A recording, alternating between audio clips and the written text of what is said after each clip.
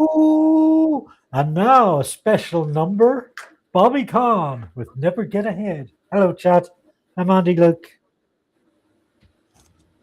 Good evening, everyone. I am Katie. Katie Marshall. Hello. Mad Scottish leftist. Tonight, I actually put Mad Scottish last night. I'm definitely insane. Irish, British. Who isn't? Yeah, probably. Yes, definitely a leftist. Definitely a leftist. MZ. Hi, MZ2, 6969. That's some number in there.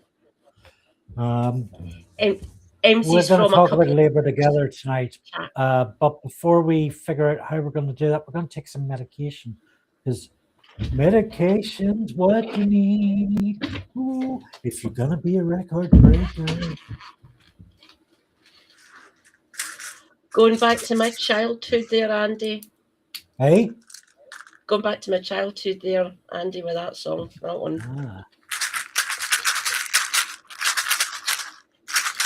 First one I picked. Ellie McPherson. Wow, cool handle, Ellie. Welcome back. Michael A, 1988. Hello. Thank you for joining us. 10 o'clock. So if you're in the UK, 10 o'clock's mids time. I'm going to choose from the... Oh, there's no Saturday one. I must have taken the Saturday one already. Choose from the white tray tonight.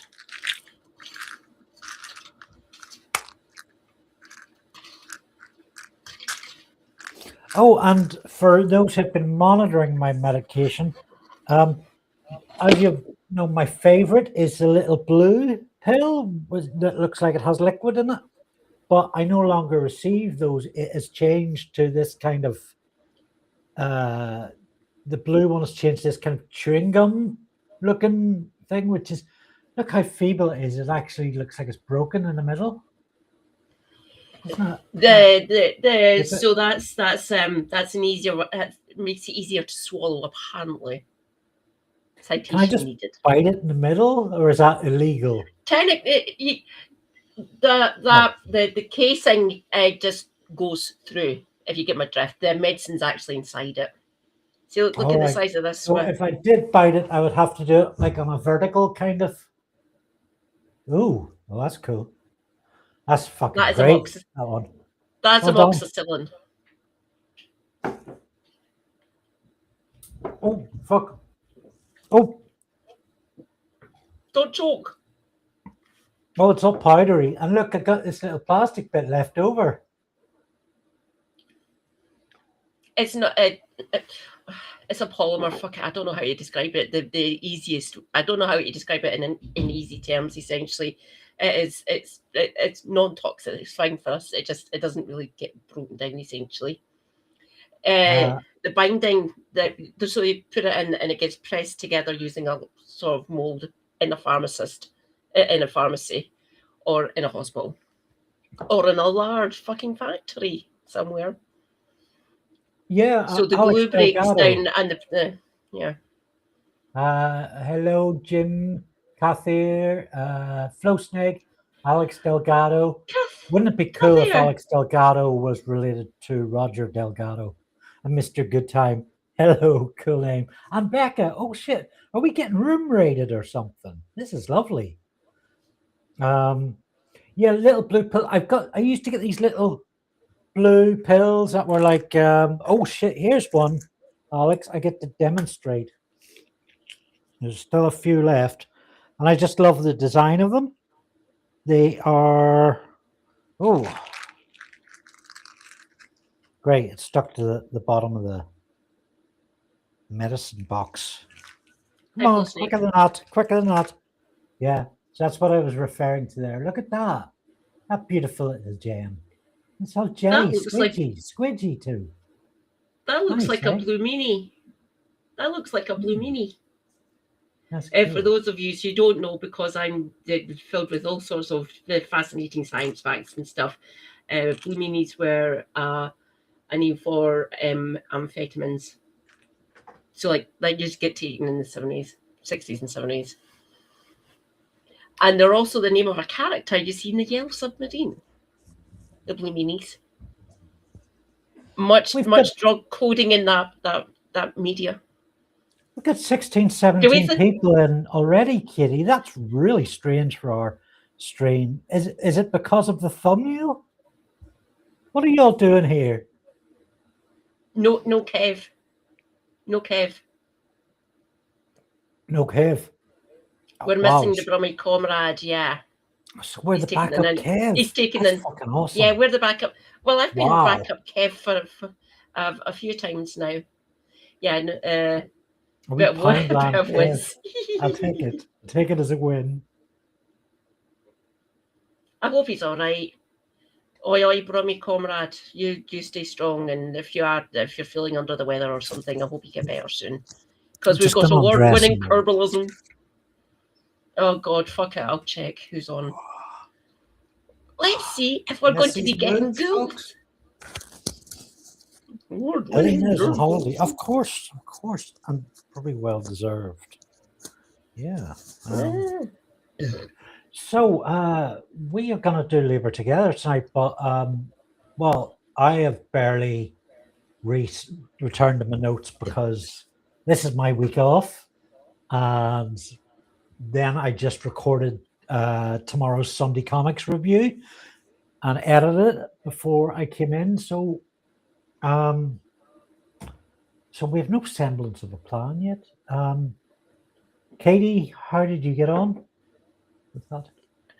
Oh God, I went through about a third of the book you sent me. And right, Paul Holden, you're fucking amazing. I love you. You're great. I'll need to actually sit down and just read it. Like, take my time over reading the book. But yeah, the bits that I gleaned from it is that the main takeaway from this is these Labour together bastards need to metaphorically die. Yeah. Just fuck off. Including you, Steve Reed. So I think he's not one of the better when she said she got the half of it. What we're talking about is Paul Holden's a fraud. There's a subtitle on it, which is something like Keir Starmer is a cunt. And not the nice type of cunt. And it's a massive sort of 700-page book, and it's so big that the bibliography doesn't fit in it. It has to be put on a website. It's so big. You've probably, for the political, here's lesbian hot sauce. Wow, cool. Welcome. My favourite lesbian is here. Hi, LHS. We might actually get a lot. Thank you. TKE, hello. Couple of burks again. This is going to be fun. All we need now is Nigel and Lewis. That will be fun. I'm going to pull up my copy of The Fraud because there's a few things in it I'd like to... Oh, that'll be good. Yeah. Yeah, I already have that cut out. Okay. Sorry, I can explain. I may as well explain now what I'm talking about. So you political nerds will be aware of this, but Morgan McSweeney is somebody who was, until his sort of final days around Westminster, somebody who was very rarely interviewed or photographed or recorded in any capacity. But the author, Paul Holden, investigative journalist, solid, real journalist, managed to come across this speech that McSweeney gave. And I'll bring up the details of it in a minute, but the short story is that the transcript is like 95% of its DNA with the speech that Starmer gave like a couple of years later. Did you catch that bit, Katie? Yeah. Bizarre, isn't it?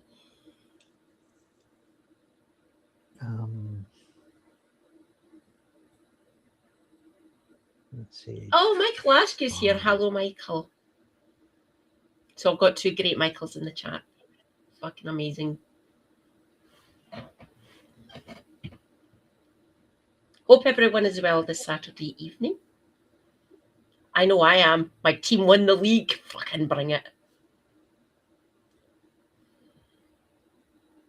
Oh, great. Is that Celtic? Celtic, yeah. Yeah. So the last match of the league was today.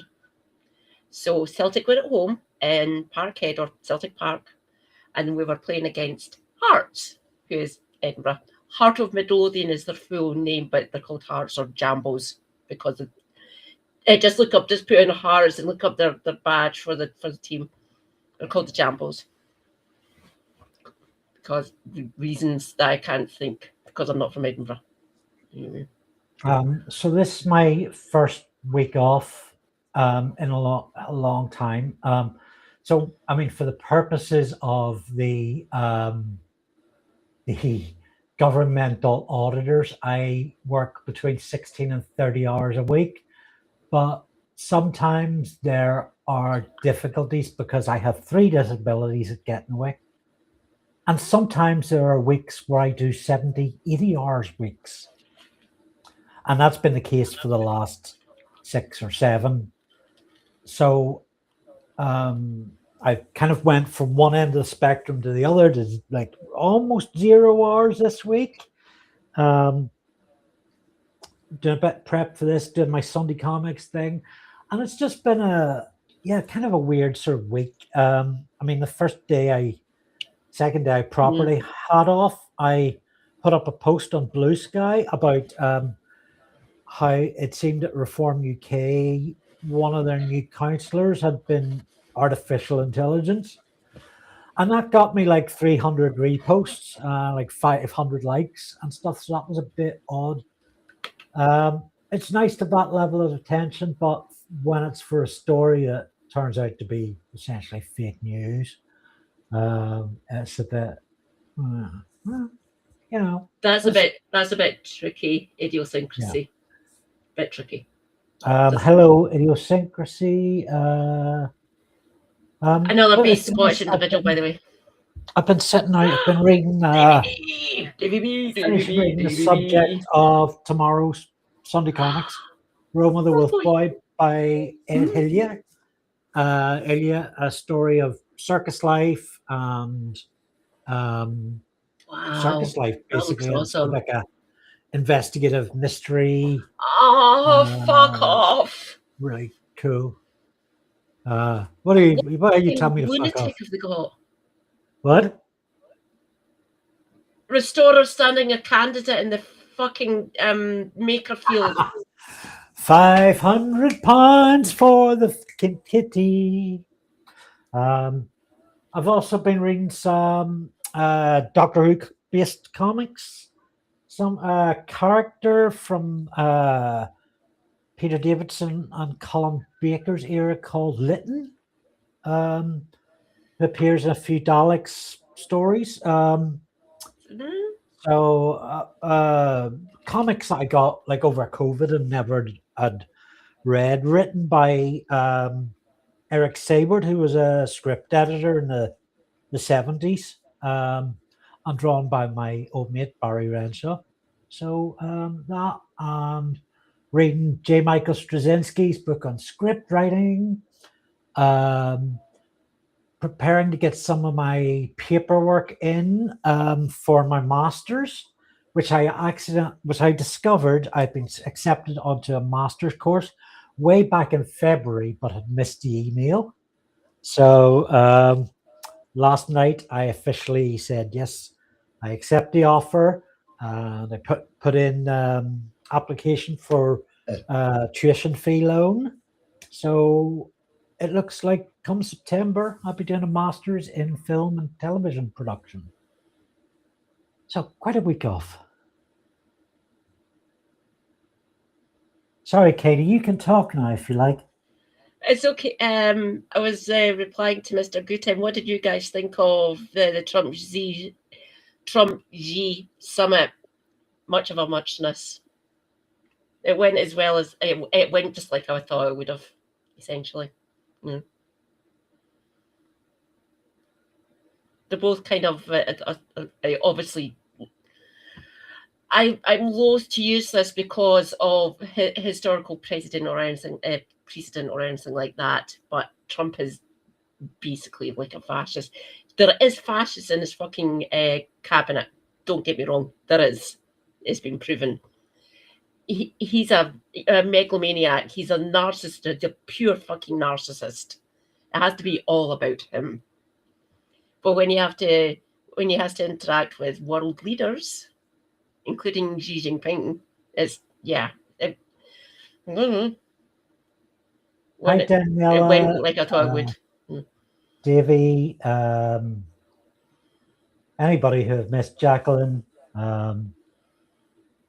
It's Jacqueline's idiosyncrasy. If I didn't say hi already, it's one of the things I really like about our I mean, there's many reasons why our Saturday live streams are effing brilliant, but our chat is just so good, and it means so much to me that there is that level of interaction. Sly Loris. Thanks. Sly Loris, how you doing? Our fave. Hi, Sly Loris. Hello. We've got all the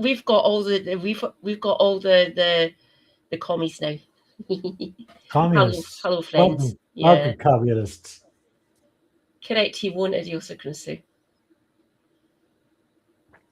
He's 80 for fuck's sake. And you keep on saying this. We've got the best healthcare system in the world. No, you don't. No, you don't. Profitize actually for-profit healthcare sucks. Millions of Americans, just saying, do not benefit from it because they can't fucking afford it. I love my NHS desperately. Why do you think I'm so anti-ways? Fuck off with. Right. Before people actually say to me, I know health's devolved. They're devolved, which is good. I still don't want that in charge. Hopefully James Murray will be. We will find out. I'm just going to grab a coffee top up before we get started. Cool.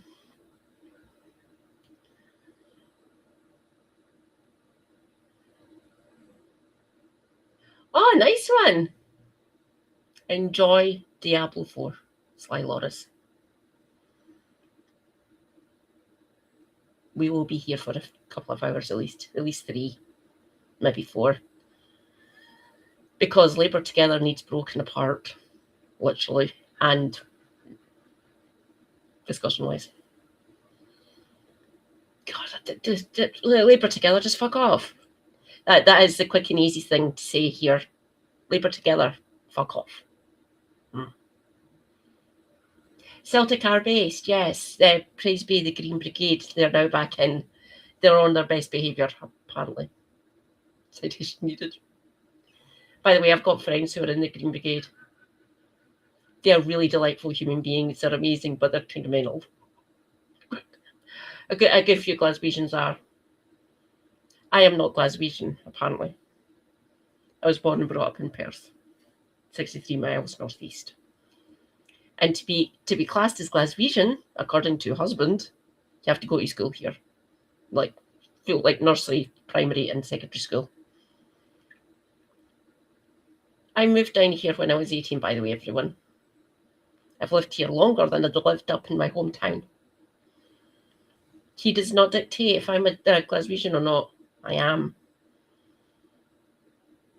Every summer for about 15 years as a child, I would summer down here visiting my grandparents, my dad's mum and dad, and granddad, and my aunties and uncles. Yeah, it's fucking hilarious, isn't it? Naming themselves Labour Together. They've rebranded. I can't remember what the Labour thing or something like that. I don't know. They've rebranded. Husband is wrong. Husband usually wrong. No, husband sometimes wrong. You're a Ouija. I am a Ouija. Like, one of my parents was fucking Glaswegian. Of course I'm a Glaswegian.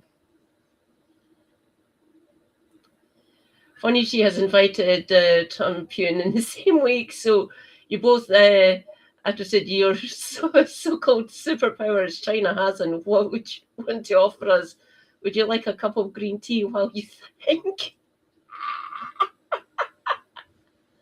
Green tea is delicious. Did you want to know something funny? I've had family members in that. I've had family members who was in it. It's fucking. In It's mental. what? Family members in Angel Share. Oh, all right, okay. I'm not familiar with it. Right, a little bit of context here. So the Angel Share. So you brew it. You just not brew it. You distill it, and you perfect it. You've got the official tasters essentially. Then the whiskey gets put in the barrel and left, and what's evaporated off to make whatever sort of vintage, and depends on what kind of barrel it is as well. What leaves it to make it what one they're going for is called the Angel Share. So in all the whiskey bonds, there is drunk as fuck angels. It's funny. And So that's the Kenlock Angel Share. named a film after it? Yeah. Ooh. Think Labour. Thank you, Davy B. Why would I think Labour? I'm Scottish Green. And I used to be I was a Labour Party member. Fucking. Oh. Long story short, I joined when I was a teenager. Mm-hmm. Katie. That's how I know so much about the Labour Party. Shush! Pay attention. Davy says Labour Together rebranded to Think Labour in 2026. So yeah, a bit of stealth, a bit of, we got cleaner glasses, and you check out where these bastards are hiding next. It's like fucking whack-a-mole. Either face a loge. Yeah.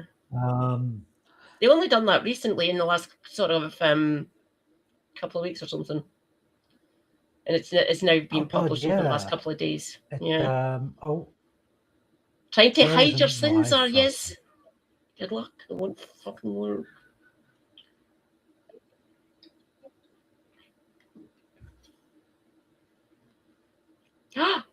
Yeah, hey John. Yeah, it's mostly set here. It doesn't feel like we're halfway into. Well, we're almost halfway into 2026. It doesn't feel like it.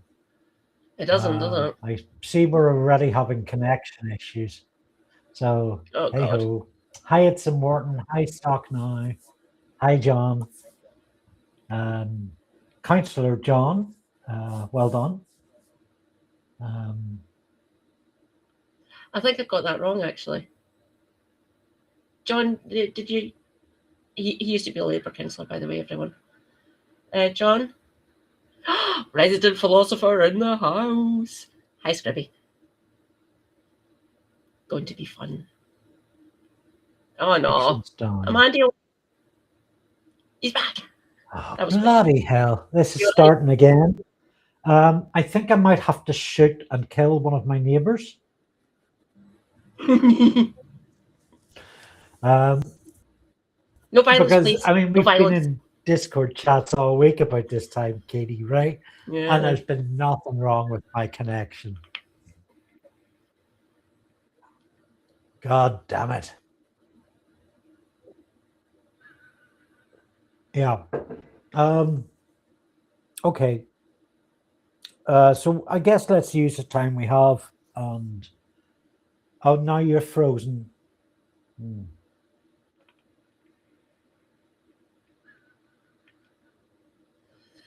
No, I didn't. Hello? I'll get it later.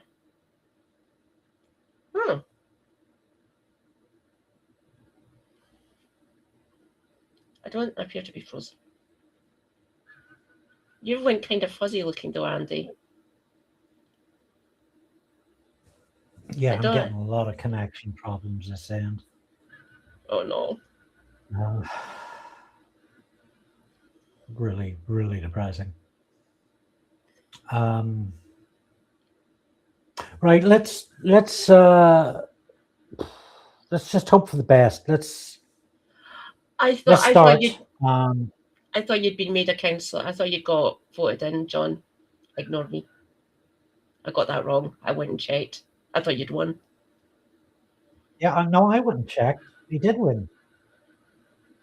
Didn't you?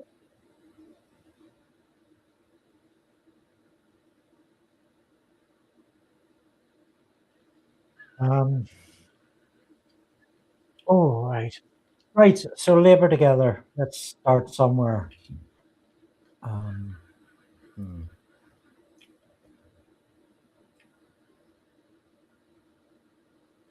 Oh, was that Kath or Rachel, John?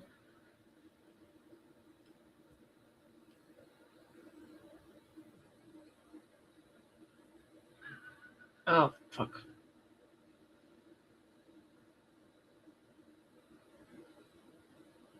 Yes. Please be careful. These things stay in place. Oh, no. Oh. I can't bring anything in. I'm only the guest. It was Kath, okay. Nearly.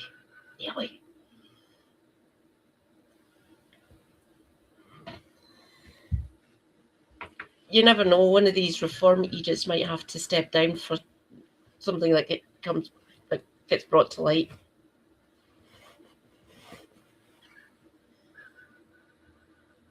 Game 3. Cool.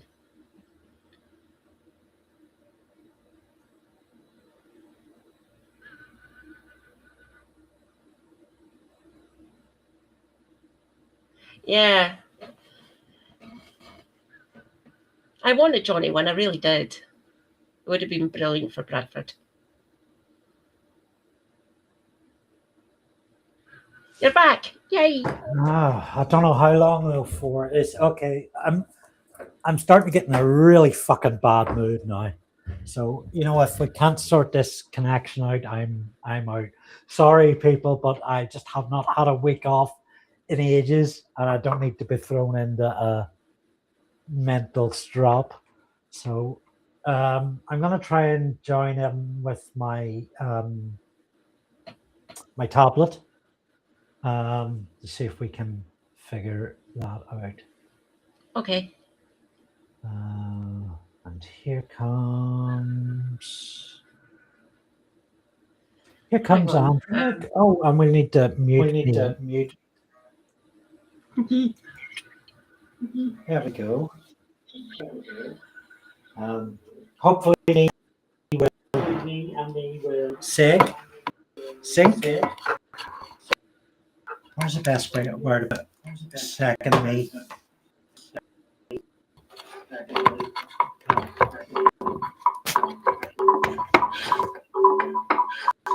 Okay, where's the volume coming from? Much better.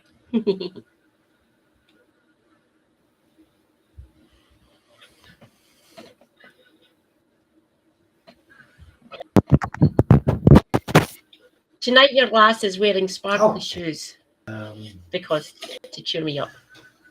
And that.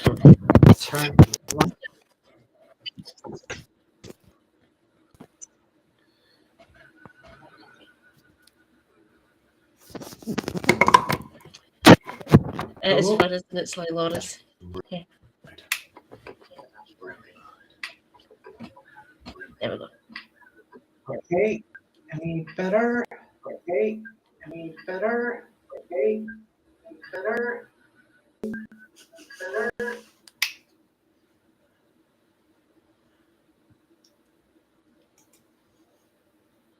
Just do what you need to do, maybe.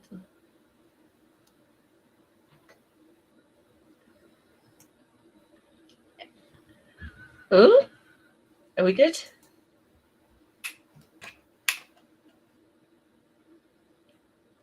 That other Andy was a real nuisance anyway.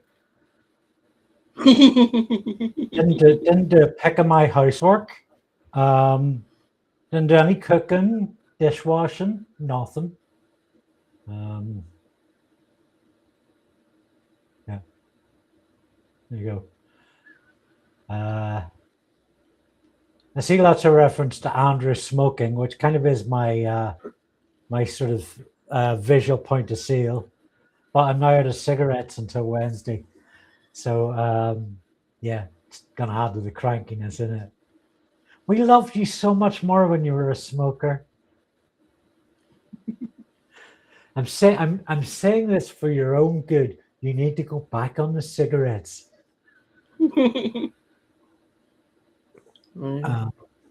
Yeah. Okay. Labor together. Let's start somewhere. Yeah. So, I mean, I guess we've got a lot of political nerds, most of whom are We do indeed. relatively familiar with Labor Together, the think tank. But we should probably cover the major bits of that story for anybody that isn't, and then they can flag up any problems along the way. A couple of Burke's. Hello, please go and check out a couple of Burke's YouTube channel. It's one of my favorite new channels. Please, they're doing some amazing work. The London Cheesehead, what a name. Oh, it's a brilliant name, isn't it? I love the London Cheesehead. He's great. They're great. I'll use they them. Yeah. So Labor Together, a separate, not officially a member connected to the Labour Party, but certainly including members of it, a think tank drawn from made up with right-wing members of the party, formed around 2017. 16. 16. Essentially to seize back control of the party from Corbyn mania. One that was actually quite popular. Yeah. Oh, do you know what? Andy too, the other Andy you saw there, has just been disconnected from the chat. And Prime Andy is maintained. That's quite good. What the fuck? Be careful, no loud noises, don't go to gigs. Yeah, because your equilibrium's been disrupted.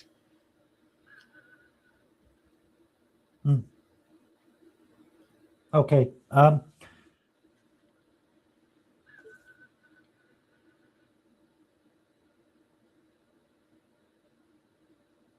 Cool. Okay? Cool.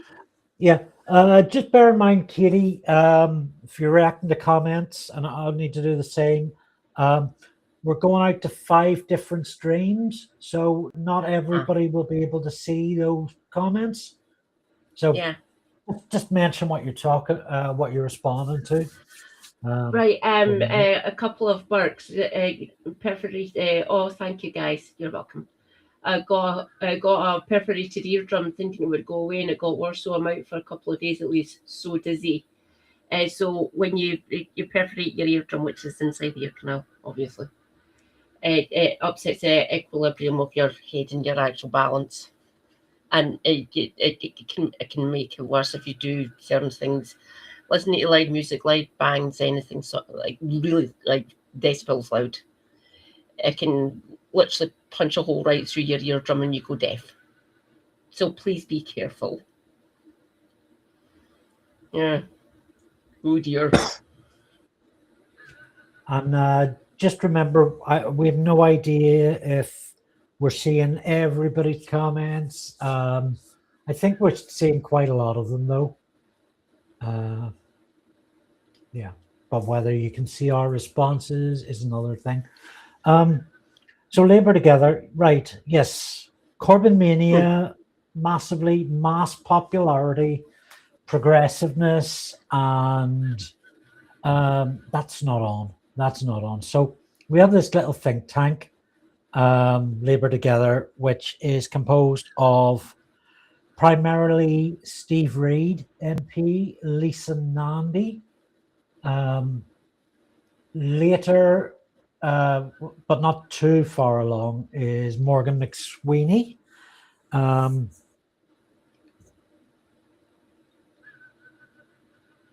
It's not. Wonder, can I Thank you. flag up an image?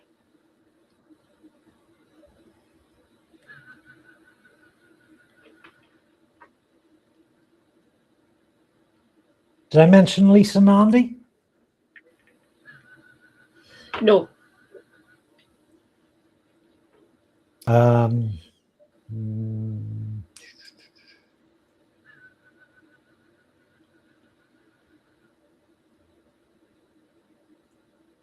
A couple of big sort of Friends for Israel funders, Trevor Chin and Martin Taylor, both billionaires. Yeah. And then, I mean, Starmer isn't involved in the beginning. Starmer was not necessarily, they wanted somebody to oppose Corbyn, but Starmer wasn't initially involved in that movement. He came along later. Yeah. Which speaks to the whole notion that when Starmer was elected PM, they honestly didn't think he would become PM. And there's a few other things in that journey to Starmer becoming PM that it's like, you know, they didn't think that was going to happen. Looking at it now, looking back, it looks so ludicrous that, you know, if you've got a race between, what was it, Boris Johnson, Rishi Sunak, and Starmer, who's going to win that race? Well, it's pretty bloody obvious that between Sunak and Starmer, Starmer's going to get it. And the fact that they were so deluded and couldn't see that for themselves. He originally got brought in as Miliband's shadow attorney general, basically. That's why he went into politics. So they wanted, and that's why he was in cabinet and Corbyn took over. He got voted in by the membership, and so did Tom Watson as deputy leader. That were like, there were a few others that were kind of like second generation Labour Together. I say second generation, I typically mean, you know, within the first year. They weren't in the first episode of the TV show, but they showed up within the first season. So Baroness Judith Blake, who looks mental, might not have heard of, certainly hadn't. If you've any intel on Baroness, I recognise the name, but I couldn't. Yeah. Shabana Mahmood. Unfortunately, we do know the name now. And those two twisted children, the juvenile offenders, Rachel Reeves and David Lammy. I've always thought David Lammy looks like a domestic abuser. He just has that look on his face. For someone who is really quite a few bones, some skin. Someone who is really quite intelligent, which means that he kind of, you could use him as a threat essentially, which is kind of terrifying to me. Like a lot of the racist people here in the UK and stuff, were saying, why is this individual being brought into high government and stuff like that? Because he's really intelligent, apparently. He was a lawyer, by the way, everyone. Lammy. Rhodes Scholar as well. And sometime which means he went over and done London. And sometime within like the first few years of Labour Together, Wes Streeting joined the think tank because he would later, if I remember rightly, Streeting would later take over running it. Now, not everybody involved in Labour Together at management level exactly knew the level of shady shit that the think tank would go into. Yeah. And for me, well, I think for everybody, it was the way they decided to go. I mean, it's bad enough they decide to go after Corbyn to unseat him, but the way that they would do that, which was essentially by weaponizing anti-Semitism. So there were so many reports of anti-Semitism against Corbyn's Labour Party, House Graby. But many of these reports, these complaints, were coming from Labour Together, from McSweeney and from McSweeney and Steve Reid primarily were at the head of this. But other sort of lieutenants like Reeves, Starmer, Lammy, Chin, Taylor. So one of the main architects it was blows my also mind the anti-Semitic fabrication. one of the main architects, by the way, everyone, you'll recognise this name now, was Josh Simons, who has fallen on the sword. He was one of the main architects of this and the whole Starmer project, essentially. But he's fallen on the sword, so Andy Burnham can run in Makerfield, which is Wigan area, essentially. Still part of the Greater Manchester Council, Greater Manchester. But yeah, so doesn't pass the smell test for me. Sorry, Josh, not trusting you whatsoever. Thanks. We know exactly what you're like. Yeah, I said Wes Streeting took over running Labour Together. It was actually Josh Simon. So, Wes was very much involved. He probably citation needed. Feel free to shout at me being my own crack theory, essentially. More than likely working with Josh Simon in the Labour Together movement. Can't say definitively, just my own theory. I mean, there were a few overlapping sort of societies and schemes. Yeah. Labour Together was kind of the centre of it, but there were others. I mean, so there was what the press called the Gang of, which were the 5 people behind Starmer, and there's a bit of a Venn diagram overlap with Labour Together. There was the Ergon House scheme, and the Ergon House scheme was essentially it was the money diversion tunnel from Labour Together to Starmer. So you had 800,000 that was undeclared that Morgan McSweeney should have declared. Of course, Morgan McSweeney sent around text messages saying, no, don't declare it. We don't need to declare it. And I hope we don't get caught not declaring it. Paraphrasing there, but essentially they were going to get caught. He knew he was afraid of getting caught. That's a good point, Scribby, actually. Yeah. Do you think Josh bailed because he is out of favour with Labour Together after the private investigator exposure? Quite possibly. Quite possibly. Shady shit. Shady, just what the fuck? That was APCO, so he hired investigators to actually smear people like Paul Holden and a couple of other journalists, including Owen, I believe. Dangerous, apparently. Owen Jones. Who'd have thunk it? Very dangerous. Seems to like it to me. Very dangerous. Can't trust little Owen. This is very dangerous. This Owen Jones. Yeah. Were you saying there? What were you saying a moment ago about Josh Simon? Was that because my processor went down a bit?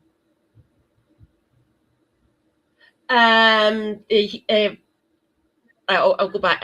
So he was the original architect. I believe that he is, like, him and Wes were working in the background.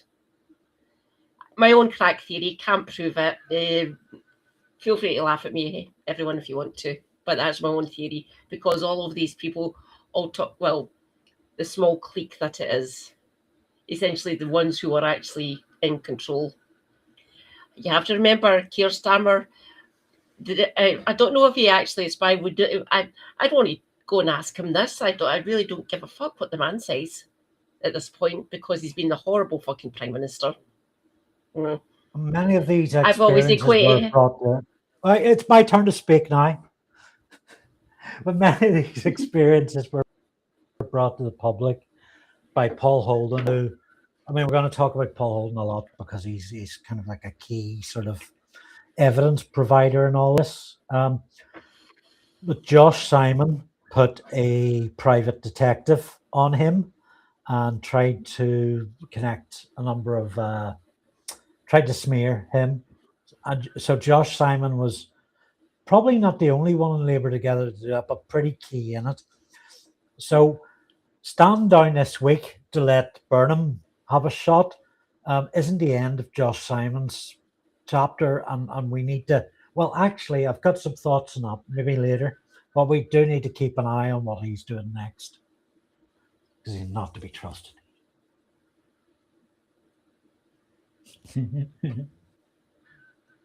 Don't worry, I exist. I will be checking in. Yeah.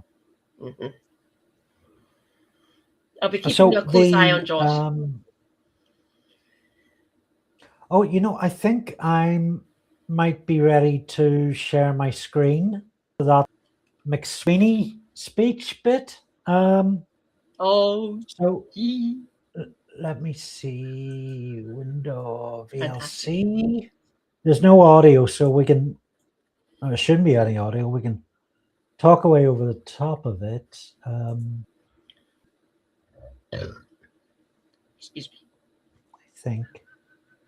Except I can't actually see anything. Can you see anything? No. No. Oh, can you see anything Michael, yet? please don't. No. Ahoy, hoy. Please respond. No. Oh dear. Okay. Not to worry. Yeah, my VLC has been misbehaving lately. Oh no. Oh, is that it? Oh, is that it? Let's see. Yeah, it's really been misbehaving lately. Try again.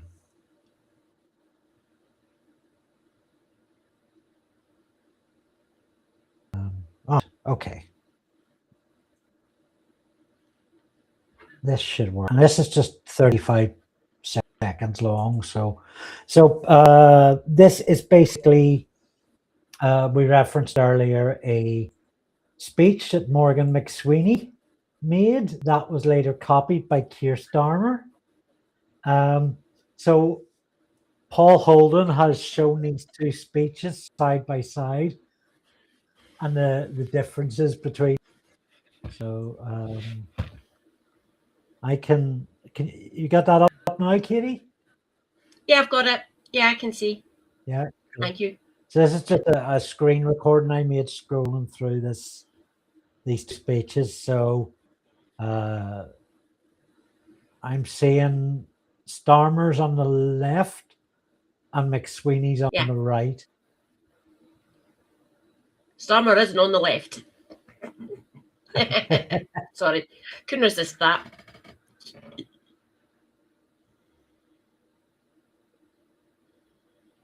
So like that first two sentences is identical, I think. Almost pretty identical. much. And the Labour Party has always been a place of where different ways of thinking come together. So that's yeah. And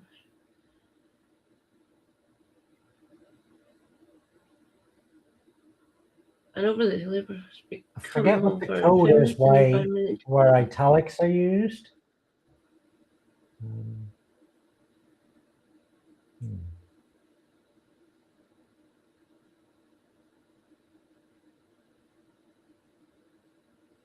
Ooh. There we go. The best place to start this journey is by revisiting our founding principles. Best place to start. Our This journey is by revisiting our founding principles. The parties divided and unity required reconciliation. Yeah, so identical, pretty much. Yes, yeah. Correct, wasn't it? I'll come back to that timestamp of 20 seconds. I just want to see what you're going to remember what his book says about this. I'll just say, yes, for it so everyone can hear. Scribby says a chat GPT rewrite.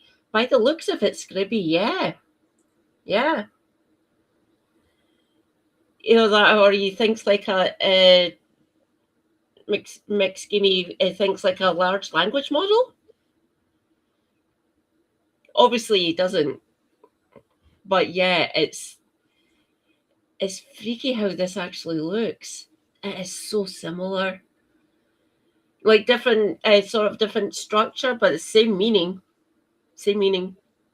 Well, it's the same language. It's just copied pasted. It is, yeah. With a few extra sentences, a few taken out. Yeah. So I think these are a year apart. One was given by McSweeney in the summer of 2019. The other was made by Starmer and appeared on the one of the websites in 2020. Wow.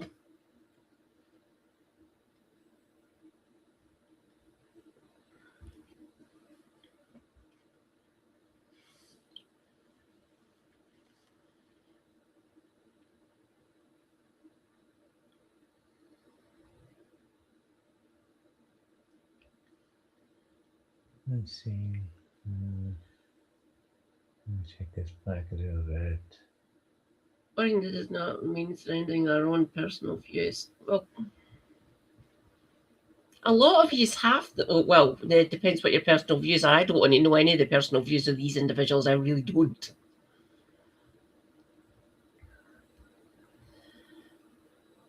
There was decision.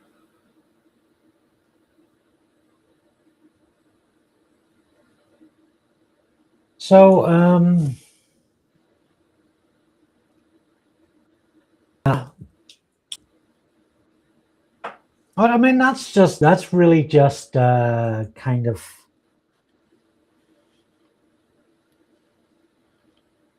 embarrassing more than actually bad. You know, it's just silly. I would yell, come up with something original. Scribby asked to chat GPT rewrite, and I was just laughing there about that.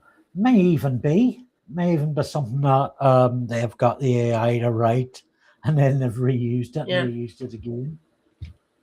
Who knows? That's just lazy if they have done that. I will tell you. Some of these people are meant to be fucking speech and script writers. Speech writers. They don't. They're just parroting the same stuff. No wonder it came crashing down.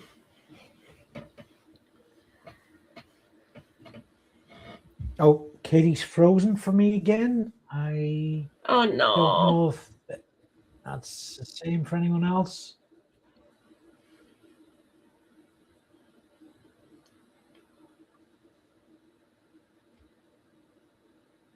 I seem to be working on my own end.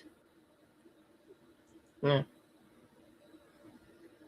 I've never had a problem with Restream, which is weird, and you have. Just odd.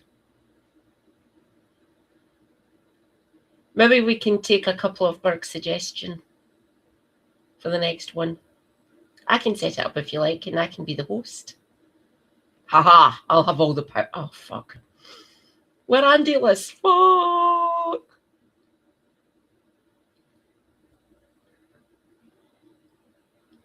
Mine not frozen, thank God for that. Thank you, Flow Snake.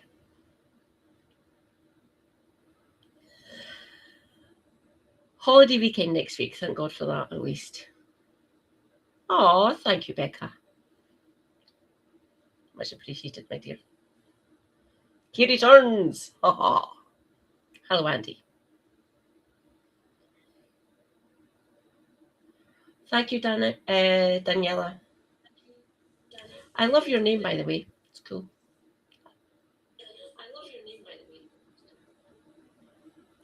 Well, that's weird. I can hear myself.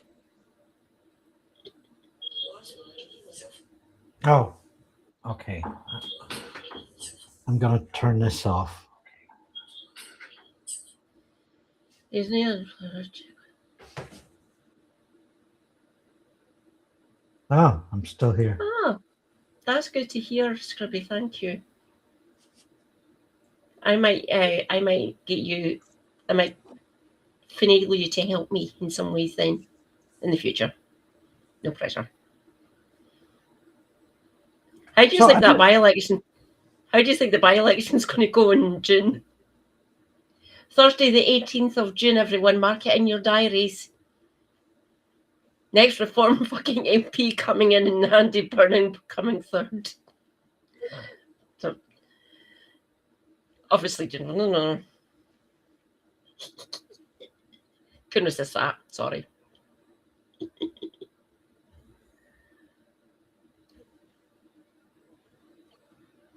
Ah, bollocks. Oh God, he's completely got dropped out. Fuck. You're welcome, Daniela.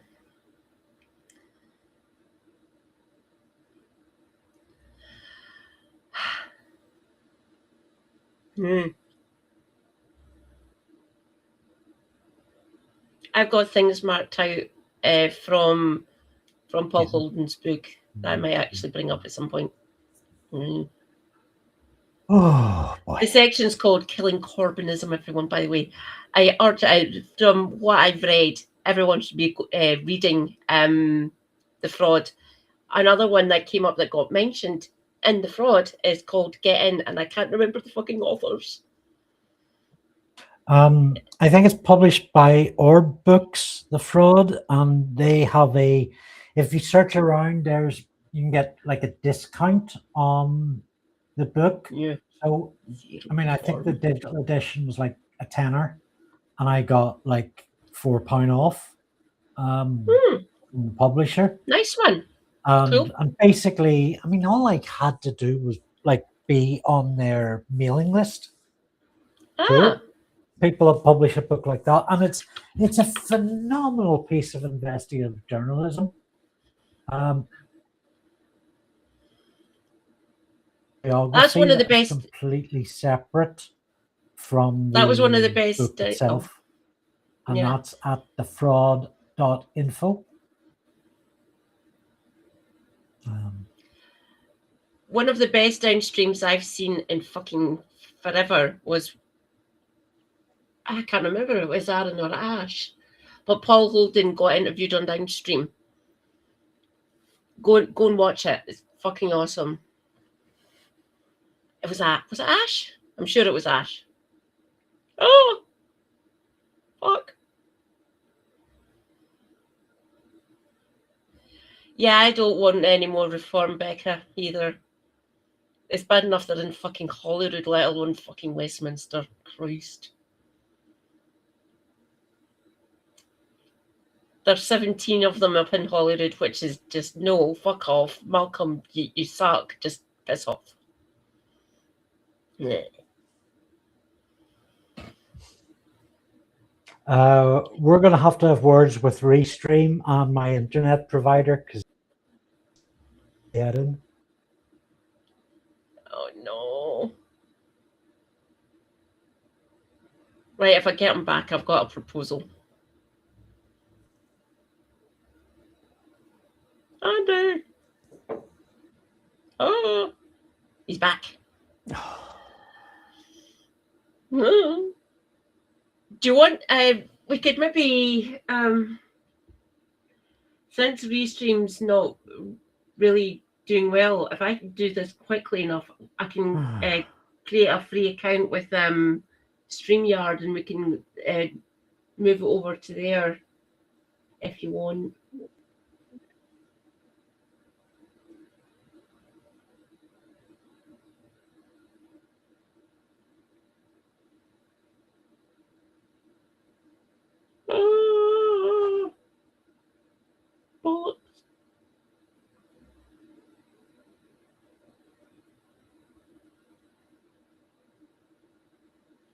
Oh no.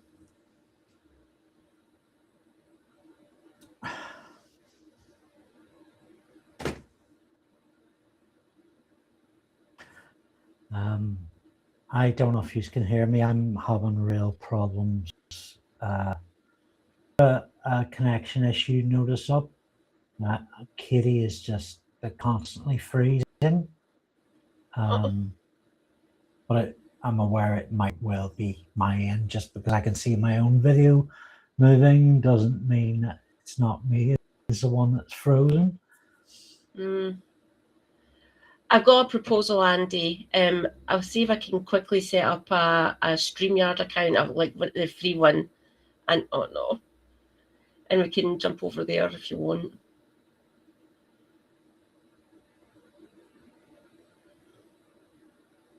Oh.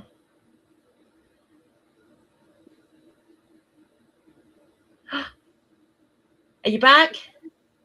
Seems so. Seems so for now. Right. Fuck Labour together. Fuck them up their stupid fucking asses. The anti-Semitic bastards. To fabricate anti-Semitism is anti-Semitism itself. Right. Those complaints that came in during Corbynism of anti-Semitism in the Labour Party, over 50% of them were fabricated. That's a number of survivors of the Holocaust were accused of being anti-Semites. That's fucking disgusting. Right. It is. Quicks, because my wheelhouse is sociological, cultural studies, few quick observations from that perspective. In society in Britain, there are two taboos for the worst type of people. The worst thing you can ever be called is a pedophile. Second, an anti-Semite. To call Holocaust survivors anti-Semites, knowing full well they aren't, to just fabricate charges of Jew hate, Judenhass, is the most disgusting thing. In terms of British identity, two other things. And you can argue about priorities, but the greatest thing about being British, the NHS and whether you want to call it a myth or a story or a fact, our role in World War II and turning back fascism. To turn that, and since World War II, you know, it for whatever happened, it was a real rallying against tens of thousands of years of anti-Semitism that never again would it happen. Yeah. To weaponize that attitude, I mean, it's fucking disgusting. It is. Yeah. I just can't wrap my head around the level of inhumanity in the Starmerite project, level of amorality, the perversion. It's fucking sickening. And I think honestly, I know I'm doing a lot of shouting right now, but these people need to be in prison. That's not rhetoric. There's I totally agree. In the law, but I've certainly got a strong enough legal instinct that I know that's criminal action. Ooh. And that's what I came here to say. In certain, in quite a lot of social aspects of the public discourse, if you wish, anti-Semitism has been weaponized by people on the right, including now the Labour Party and Labour Together. And let's not talk about the seller colonial state in this instance just for a second. It's been weaponized, and people here, bad faith actors, have literally. I'll use profited, but there's many ways you can profit, not just financially, off of doing this. othering actual Jews, actual Holocaust survivors, which is fucking disgusting. And what settler colonial state is doing, literally using the deaths of Jews worldwide to carry on with their genocide. Just no, that's anti-Semitism. I don't care what you say, BB. Thanks. And it's validation for Most of these, all of these people, for anti-Semites. yeah, all these people need to be taken to the Hague, including our Prime Minister. And quite most of that cabinet, and Lisa and Andy just know. I already hated her anyway because she said it should be a federal Britain, like similar to like an American setup. And her defense of Maccabi Tel Aviv, fuck you, Lisa. No. Kev went righteous on that one. For more than that, so they wanted to allow Maccabi Tel Aviv, one of the most violent fucking football teams in the world, to go and play at Aston Villa, which is a Birmingham-based football club. Kev went all righteous on it. He's a Birmingham City supporter. We're not getting to that. So Villa's the other team in the city, and he said no. So I remember one of the videos that Kev and Helena done discussing this. And yeah, Kev was right. Lisa and Andy needs to go. She wanted to reduce the powers of Holyrood and make it more a federal system. So no. But her defense of that team and what was happening. And said that there's no precedent for this. Yes, there fucking is. I live in Glasgow. It's happened before. We've banned teams from coming to with the actual football team has came over to Glasgow to play either Celtic or Rangers. But the fans, because they're violent fucking hooligans, got blocked. They weren't allowed to come in. They could come into the obviously they need to use a passport to get into UK. But Celtic, as a football team, blocked teams before. So there is precedent for it, Lisa, so shut the fuck up. I was losing my mind watching that one, her saying that, talking to someone on Sky News, I think, and LBC. No. Another Labour Together acolyte, by the way, Andy. It'll be fun if Andy Burnham gets in. He's going to have to get rid of all of that cabinet, essentially. Hopefully, he won't get rid of Ed. It is essentially atrocious. And I wish we had a situation, I mean, just speaking of Kev, where we had a bit more organisation so that we could clip some of Kev's stuff. I mean, Helena's really quite good, or the people working with her are quite good at selecting stuff from her live stream. But Kev comes out with so many jewels, and I honestly feel that we should have a system where some of those ones that can be made concisely in 10 minutes go out individually.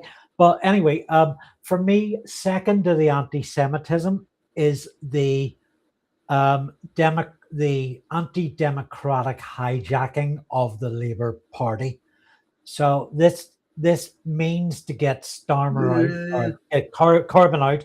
That didn't just, I mean, so disgusting. That wasn't just about Corbyn. It was about sinking the Labour Party's chances to win an election, because they cared that much about getting Corbyn out. So when was that? Was that 2019, wasn't it? That they 17 Starmer referred to that as a foundational document, essentially, and he went back on it, essentially. All of his 10 pledges when he was running to be leader after they basically anti-Semitite Corbyn. And that was a foundational document, best movement ever. I'm going to follow on now. I'll follow on with Corbyn's project, essentially. All lies, all artifice. And then obviously the Tories got a fucking massive majority in 2019. Come on, essentially the Labour Party under Corbyn or under Starmer and the Labour Together machinations essentially took a dive in that election. They purposely lost because they wanted to take the party out from under the left. They were taking money from party coffers and putting it into campaigns, into seats, constituencies, away from ones that this Corbyn project could have actually won. We could have had the Prime Minister Corbyn. But no, they were literally robbing. It was the Ergen House, Ergen House agreement. Essentially, what was happening. So Ergen House is that Labour Party headquarters?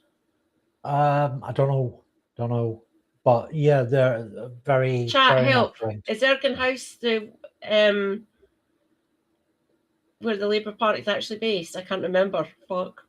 It's been years since I've been in the party. I don't think so. I'm not Googling in case I break the internet or my internet. Anyway. I'll check. I'll check on my phone. Give me a minute. Oh, hi, Shanna. But essentially, you had Shanna. You had like the 42% for the Tories, 40% for Labour in an election. Really, really close. Like, you know, a teensy tiny minority before the DUP came in and shored Labour up, or shored the Tories up, sorry. But to actually implode their own party for the sake of changing the leader and some of the members to make it more right-wing, particularly given that the people of the UK had such a buy-in to the Labour Party under Corbynism. You know, we, the masses, had already decided, hey, this is the party we want run the government. This is who we want to represent us. So in the way Starmer, McSweeney, Reid came in, it pretty much amounted to another of our little British coups. There's a kind of thing that used to be said that Britain doesn't have revolutions, doesn't like overthrow its government, and that's the last 6-7 years have proved that's utter bullshit. Right? Brexit, Labour together, reform, even reform. Yeah, oh, absolutely, yeah. Manfrog has had many guises, by the way, everyone, just saying. I do not want that in number 10 either. Thanks, Keir. That's what you're ushering in, by the way, tacking to the right like this. Just, and Morgan McSweeney can fuck off. Jacqueline, this is where all the votes is. Oh, what is Navarra Downstream? It's the one that they do every Sunday. They talk to prominent individuals, academics, journalists, historians, people like that. So Paul Holden featured on Downstream. Give me a minute. I'll go and check when he was on. So he's done interviews with Owen Jones, and phenomenal 50 minutes with Owen Jones.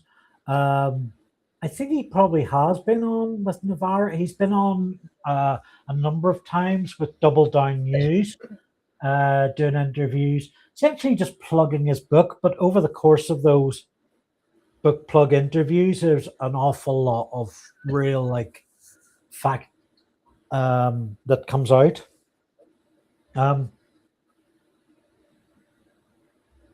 Oh, thank you, Flo Snake.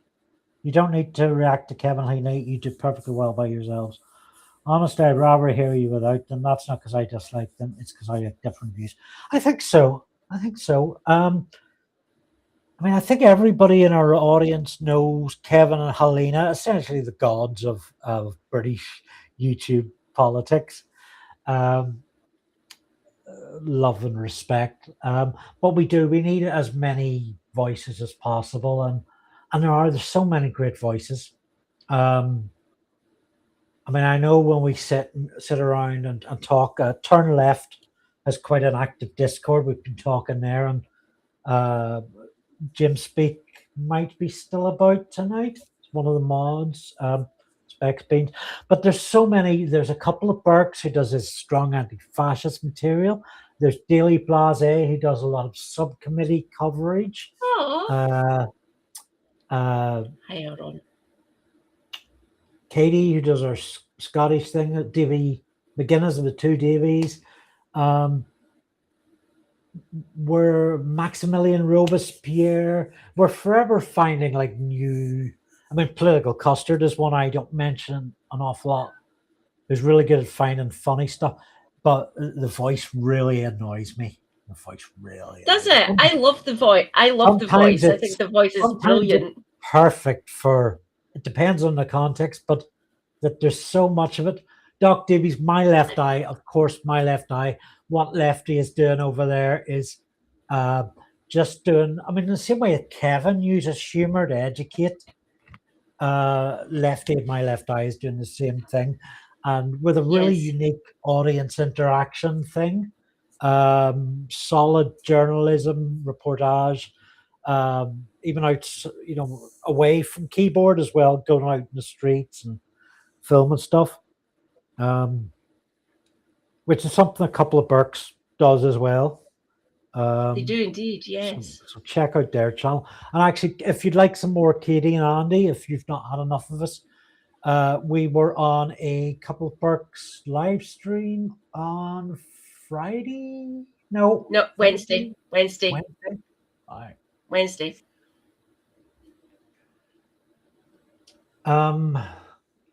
So the Labour Together. Are we going to research something, Katie? Sorry. Did you head off to Google something?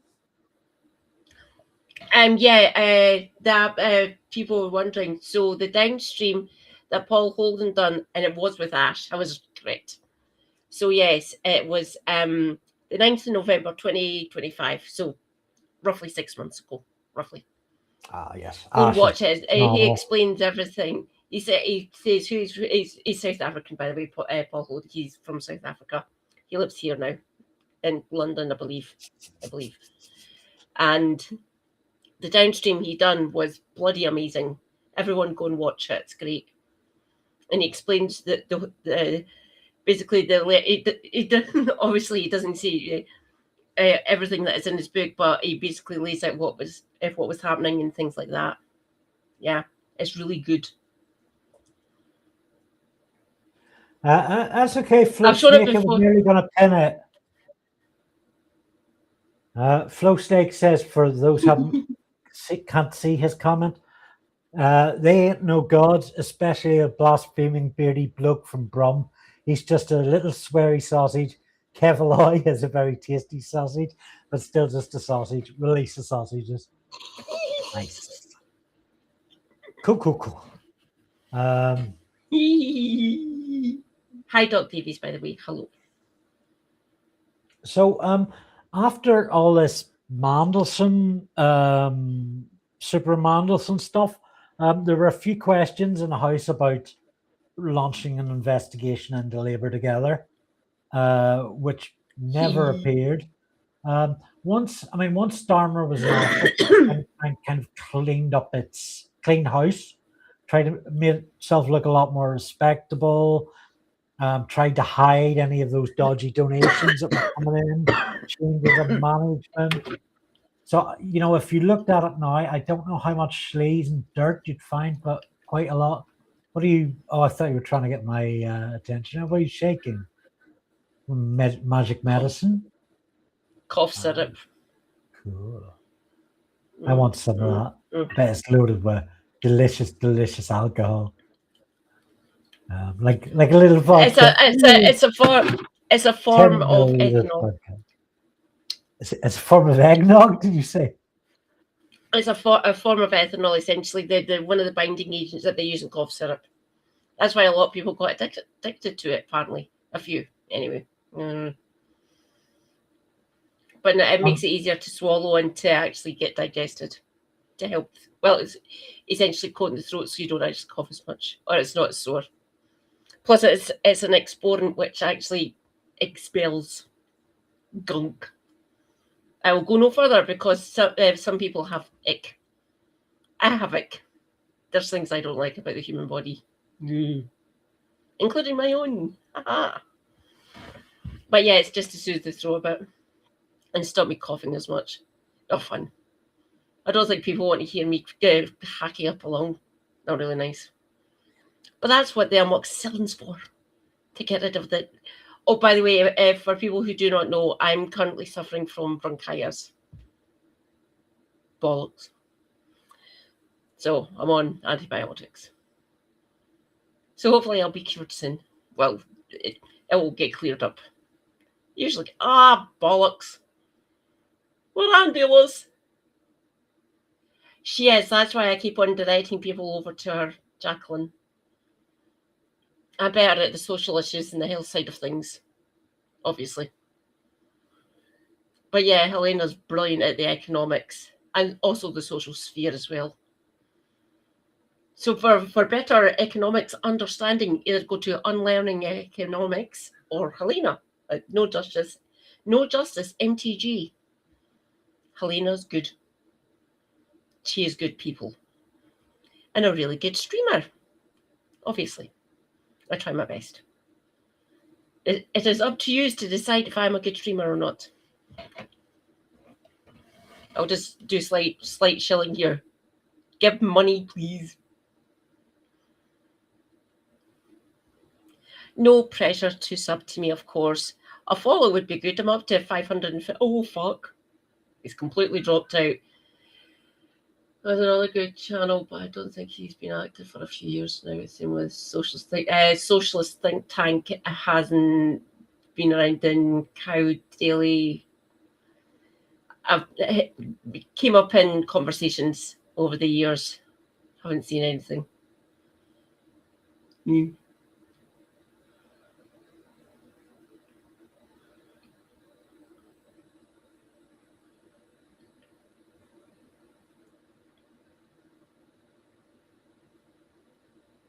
I'm always silly. And currently not beer tonight, cider. Ooh. Yay! He returns. Hello. We have an hand. Hello again. That was a big one. The whole internet the whole Wi-Fi went down. There was no connect. Completely off the network. The only time mine one goes down is when they're actually upgrading the infrastructure in the local area. I am paying. I've changed over now, by the way. I've got a better provider and I'm up to 100 megabits. Fantastic. I am paying less. I was paying £30 a month. I'm now paying 20. So I'm getting faster speeds for less money. Virgin Media can go and suck it. So tonight's Andree stream is brought to you by BT Internet and Restream. So one of those two, or is it BT? Yeah. So one of those two businesses will be responsible for all the cock-ups as well as all the good stuff. So yeah, I might just declare a jihad on them later in the week. So you know what really irritated me about the first time round of Labour together on its mass campaign of anti-Semitism is the fact that racism and anti-Semitism in the Conservative Party was much, much worse than it was in Labour, considerably. And I mean, if McSweeney wanted to, if they wanted to wheel out the dark arts, all they needed to do was just bomb the Conservatives with accusations of true things, rather than enough evidence. Yeah, and it's. I was going to say it's probably still worse, but over in the Conservative benches, but we don't actually know that because since bringing the right wing into the Labour Party. Anti-Semitism is probably worse than what it was under Corbyn. It's went up. Although to be fair, a lot of there's far less anti-Semitism now in the Conservative Party because they've all moved to Reform. Oh, sorry, Aaron. Yeah. More decision had to be made on my Twitches. What's that? There you go. That's I had to mod decisions, so things get modded by either Twitch itself, which I don't get to see because that's their fucking platform, blah, blah, blah, whatever. But there's things that come up for me that I have to review whether I want to allow it or not. And I usually do because Elron, my poor comrade who lives in Wallasey, a lot of the things get brought up to me, but I allow it, and then I update what's allowed to be said on my stream. Don't get me wrong, there's things that I still ban. Jackie asks, Mike Cow from Cow Daily did an excellent interview with Zach Polanski. Well before Zach Polanski was a household name in leftist circles. Do you want me to link the interview in the chat on Discord? Certainly throw it in the Discord. Actually, Yes, that's the only, I can't click on any links in the chat. So I've got it in my Discord. I don't know, maybe Katie can. So there you go. We were going to throw up a Paul Holden interview and do some reaction off that. I don't know what mixed feelings. Huh. No, throw it up if you want. Yeah, Well, that'd be good. Which one will we? Well, let's have a look. Let's see what's up there. Oh yeah, let's see what ones we've got. Yeah. Actually, Katie, can you use Restream to share a screen? Does it let you do that? I'm a guest. I'm not the host. Bloody Restream. Right. Okay. But you know what? Restream is like, when you're paying for it, it's like it's like half the price of Streamlabs. Streamlabs has a better connection, but it's like something like £30 a month. It's ridiculous. And the free version only gives you one. StreamYard. Yeah. I'm Streamlabs. I only pay £15 a month. Oh. It still has dropouts, yes. Yeah. The price is cheaper here in the UK than it is in America or in Europe, by the way. Because we did actually say, no, if you want to do this, you have to make it on parity with the other ones that are available in the UK. And they basically got forced into it because it's an American company. So I only pay £15 a month. I did pay £5 though. You're a pain in my butt for tangents, Kitty Marshall. You're a tangent master. Right. Okay. Do we want to check it on Jones? I've seen it, like, but I haven't yet. No, so bring it up. Bring it up for me because I haven't seen it yet. A Twink fan, so okay. I'll just give a wee look while I'm there. So Politics Joe have also interviewed him. Navarra. I think Navarra have interviewed him several times. The Labour Left podcast. He's been on Downstream, and they've brought him into like Novara Live, like the one that they do every weeknight at 6 p.m. They've had him on. I've lost track. It's 5 times that I can remember of, and he was on the other night when Helena was hosting on Thursday. It was great. Sorry, who was that? So when Helena was hosting Novara on Thursday night with Dahlia, they brought in Paul Holden as well. He was on Thursday. Ah, right. Yeah, because I'm just looking at a Navarra video from 7 months ago about Paul Holden, and it has Navarra and No Justice. I wonder, did she also do an interview with him? I've watched it, but I honestly can't remember because my memory's shit sometimes. Okay, and I think Owen Jones has interviewed him twice at this point. Yeah, I think he's interviewed him twice in the last couple of weeks, I believe. Yeah. Oh, okay, but you haven't seen either of them yet? I haven't seen either of them, no. I've seen little clips and short. No, you know the short feed on YouTube of what I've seen a couple of them, but I haven't seen the full interviews. Okay. Been doing other stuff. It was just a wee minute. Oh, there's like 7 Paul Holden linked. Fair few.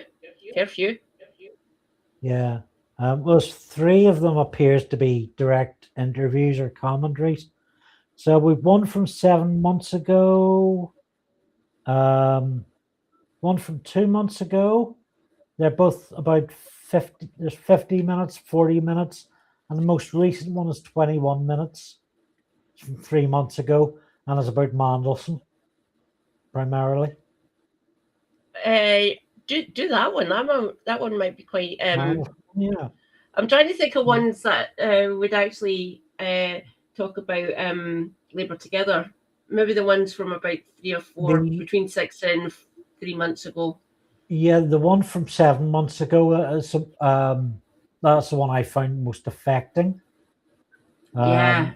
It's entitled "Could This Bring Starmer Down?" It has. Want It me to has. play part of that? Yeah. Yeah. Okay. Yeah. Helena's on turn left. She gets everywhere. She's like She does indeed. Superwoman. Superwoman? Is there even a Superwoman? I can't remember. Yeah. Yeah. Are you sure? They could be called Katie, or they could be called Helena. Okay.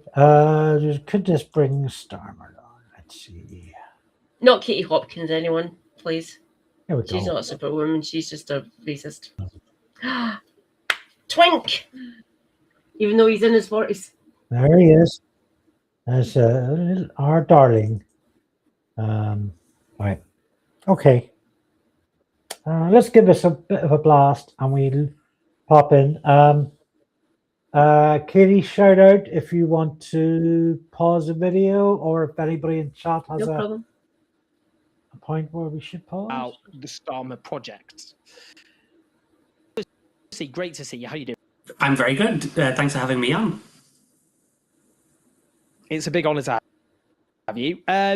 Let's just start. So this book you've just published, which has already made a lot of waves. It's had a huge amount of coverage in the weeks running up to publication. And I understand was causing panic in number 10. So, you know, we can all get a bit of schadenfreude out of that. Can you just give a broad brush before I just talk? I want to go talk through some of the kind of the actual kind of all. What's the broad brush kind of conclusions of this book about what we're dealing with in terms of the Starmer project, if you want? Sure. I mean, the book is a sort of almost a decade-long history, really, looking at the Labour Party and Keir Starmer's rise to power from 2015 to 2025, really taking up to the end of his end of his first year in power. And the idea behind it was to explore the sort of incredible levels of deception, dishonesty, and illegality that drove him to power. What we see is, you know, the campaign that brought him to power, the organization that brought him to power, was doing so through a whole series of incredibly despicable secret funding with declared money. And then when that campaign succeeded in installing Keir Starmer as the leader of the Labour Party, then took over the party and engaged in this just absolutely terrifying, I call it almost like an orgy of misconduct and factionalism, in totally remaking the party in the image of this tiny little censorious authoritarian faction that has its roots in this campaign funded by illegal money, but which is sought to transform the party in their image. And as we're seeing, it's an image that the general public pretty much despises, and I think could potentially destroy the Labour Party in the long term. It's big stuff there. I mean, there's already been, let's just be clear, just so people can kind of, just in terms of what we're dealing with, there's already been resignations caused by this book. Yes. So, who was the of strategy in number 10 and was very close to Morgan Sweeney and apparently quite close to Keir Starmer, resigned because I took, about 4 weeks ago now, I took copies of messages that I had access to, showing Paul Overton exchanging text messages about Diane Abbott, internal party server messages about Diane Abbott, and as soon as that hit number 10, there was a manifest, and eventually he happened pretty rapidly. So Paul Ovenden, I can't remember if he was part of Labour Together, but certainly part of that overlapping Venn diagram of Labour Together, the Ergon House scheme, the Gang of Five. He had, so a pretty central figure. He had made some comments about pegging Diane Abbott, which came out in the course of Paul's book, and forced him to leave. Thank God, because he sounds like a horrible human being. And unexpectedly, I just got a text message from somebody just saying, Overton's resigned, before the story that I was working on even had come out. I was doing it with ITV, and an hour before the ITV story came out, I got that message. So plainly there was a very rapid decision to resolve his place in the party. Disgusting messages, I should say, highly sexualized messages about the first black female politician in the country, who the Labour Party have treated abominably. They've now suspended twice, and she's been suspended again, but used her as a fundraising opportunity when a Conservative donor talked about hating and the idea of her being shot on. Just note, this is from about October 2025.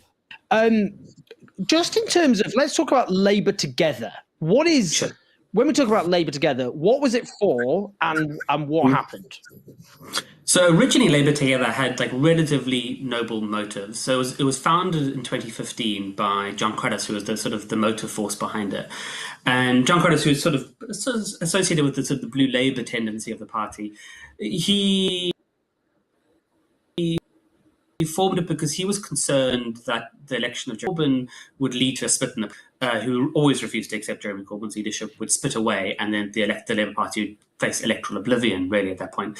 So Labour Together was set up with the idea of trying to stop that from happening by making sure that people were talking to each other, engaging in conversations, in dialogue, trying to heal the splits in the party. So that was what they actually did, and that was the noble stuff they did to begin with.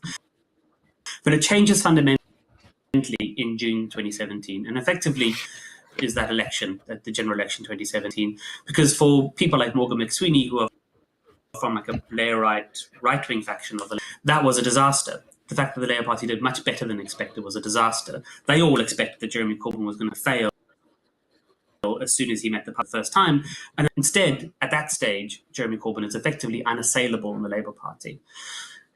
Morgan McSweeney comes into Labour Together, and he totally transforms it internally. So he uses their public persona that they've already created as a cross-factional party think tank that's going to resolve the issues of factionalism. What he's actually doing is he's plotting with a couple of insiders, and the primary insiders there, the sort of key person is MP, who's his closest political ally for a long period of time.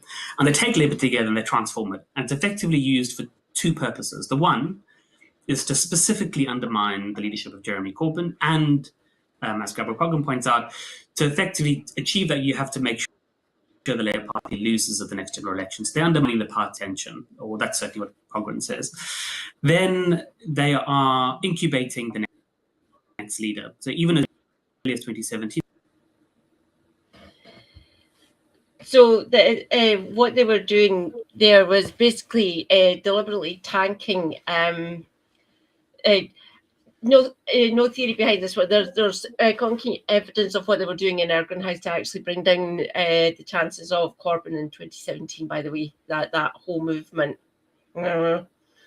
So there was there was bad faith actors hiding in the shadows, doing an alternate campaign, kind of hidden. It's all come out to light now in this book, if anyone wants to read it. So the way they actually done this was rather clever. I will give them their due for this one and how they actually done it, and stole money from party coffers to actually promote this, to actually bring down this movement that was happening. And in some seats, they were only a couple of thousand votes away from actually getting Corbyn into number 10. So they were putting out messaging on social media, Facebook, Twitter, YouTube, things like that, in newspapers, online publications as well. So the way they acted was completely duplicitous. It was fucking disgusting. Morgan Sweeney, why do you think we call him McSchemy? The man was a master manipulator. I-class Keir Starmer is a fucking puppet, because he is. And what they were doing, just no. It's happened in the past, obviously, in other political movements here in the UK. But the way they've done it this time, weaponizing social media to actually change the way people were voting just to sink Corbyn. Scum. Scum of the highest order.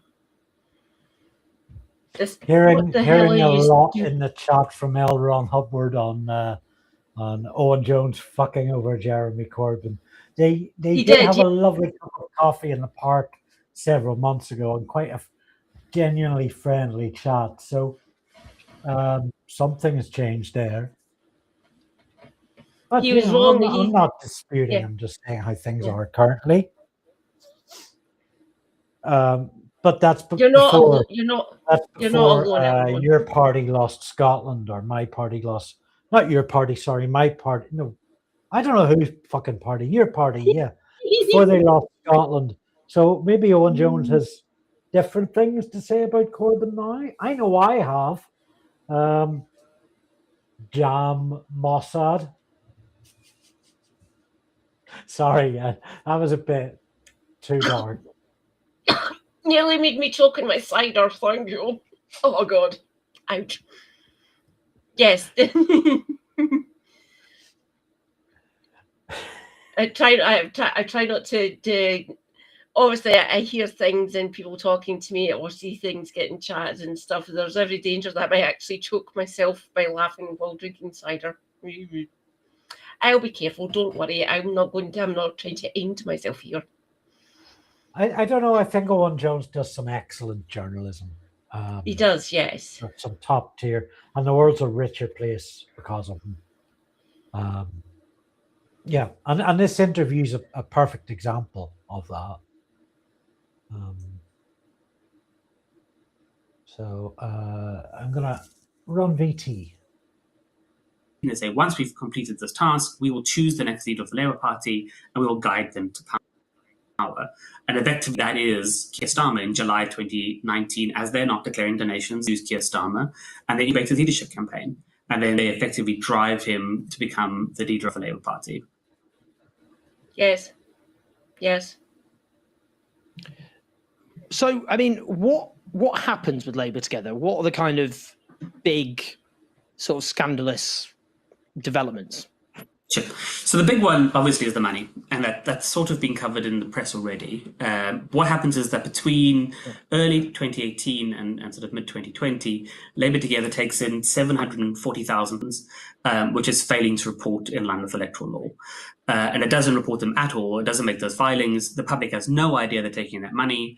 And that's a pretty serious violation. And that's not an opinion that's fact. That's cold hard fact, because the Electoral Commission did investigate them in 2021 and found them guilty of that offence, which is obviously an unlawful act, and then fined them £14,000. So for the entire time they're doing these projects, they're doing so funded with this pot of money. They're not declaring in line with the law.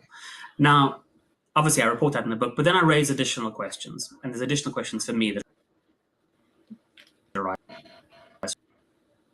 And the one Oh God. well, Bollocks. Morgan McSweeney is supposed to be this absolute. 2020. That's right. So Starmer's leadership. McSweeney is Keir Starmer's current chief of staff, and Andrew Marr calls him the most powerful man in Labour Party history, which I found a bit chilling. Not anymore. He was also the head of Keir Starmer's election Labour leadership campaign, and he was chief of staff in Starmer's Lotto leader for about a year as well. But he effectively ran pretty much all the election campaigns that got Starmer elected, first as Labour leader, then as Prime Minister, and then now he effectively runs the country as the most powerful unelected person behind Keir Starmer. And the questions I raise in relation to the money are quite simple. It's like, is this a big mistake? That's what Labour Together have said. It was just an administrative oversight and human error. And when people talk of this last week about losing our Prime Minister, we kind of already lost him a few months ago. He did a runner over the Mandelson thing. I would say we ever since I've seen him ever since McSweeney took over. I'm not alone in actually calling him the shadow Prime Minister. He was the actual Prime Minister, and that's why I keep on saying that Starmer was a fucking puppet. Starmer's our current Prime Minister is pretty much the abandoned skin costume of Morgan McSweeney. Pretty much, yeah. That's a great way to describe it. Nice one, Andy. Yeah. I'm gonna type that up. Pretty much, yeah. I can't. I've pinned Scribby to Silence of the Lammy because it's just perfect. And I kind of don't want to. I just want to have that the only pin all night. It's brilliant. Scribby's amazing, by the way. I'm just jealous because I didn't think of that phrase. I would have made that our stream title. I just want to read this one out and see if I can actually answer it. Did that? This is from Jacqueline, by the way, everyone. Did that 14,000 fine get paid out of the People's Party donations? Yes, it comes out of the party coffers, Jacqueline, as far as I'm aware. No, it wouldn't. Would it not? No, because it would have. It was a fine. So Labour Together.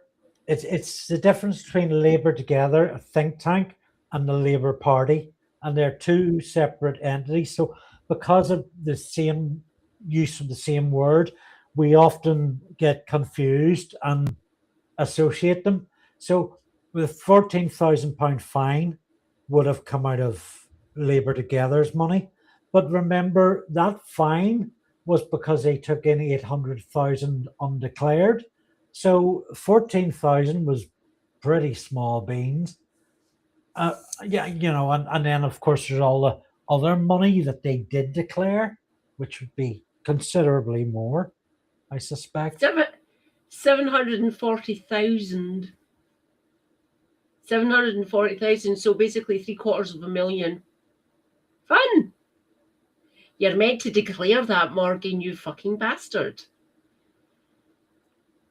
Yeah. Oh, administrative error. Bollocks. No, it wasn't. You tried to hide it and not declare it to the Electoral Commission. You're a lying cunt. Fuck off. In case everybody, I'm just going to read out Elrond's cupboard. I'm just going to read out Elrond's comment in case others can't see it. It was a deliberate campaign of ignoring the membership. Please note Labour membership voted overwhelmingly for PR 2022 conference. Starver and Fiends have ignored this. It should have been high on the agenda immediately after the general election, but hasn't been discussed in Parliament even. Why is that, QF? Keith? Why is that, Keith? This one of the things that the interesting, following on from Elrond's comment, it was only through Paul Holden's book I learned about Rebecca Long Bailey. Now, I'm Northern Irish. I don't give a fuck about English people like Rebecca Long Bailey who are obscure. But Rebecca Long Bailey is a really interesting figure in the Labour Together story. Now, she's not Labour Together. She appears on the surface, as far as I am aware, to be quite a good person. At least has a lot of good altruistic ideas and things that she wanted to do when she ran in the leadership campaign. Now, what's interesting about Rebecca Long Bailey at that time are her policies. She would announce something like, off the top of my head, nationalise the railways, right? Then the next week, the Starmer would announce nationalise the railways. And this is a really weird sort of trend. Rebecca Long Bailey would announce some great altruistic policy. The next week, Starmer would announce it and get bigger headlines. He essentially, and people like Morgan McSweeney and Steve Reid, who were managing his campaign, were policy stalking Rebecca Long Bailey, taking her stuff, her platform, and co-opting it. And then, of course, case surprise, when they got in, oh, no, we don't remember promising to nationalise the railways. We'll just hide that. Yes, you did. Here. Yes, you did, you bastard. Yes, you did. I don't care what you fucking say, you did. You literally nicked that off of what was she was seen as Corbyn's acolyte, essentially, who was going to take on and carry on his project.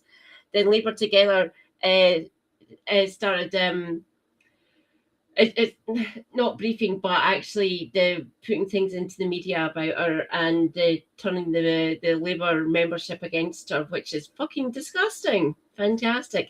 I liked Rebecca. So when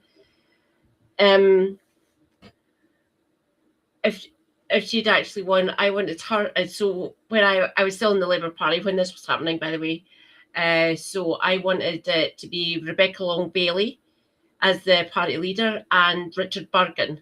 I liked both of them. I thought they were quite good. I was willing to go.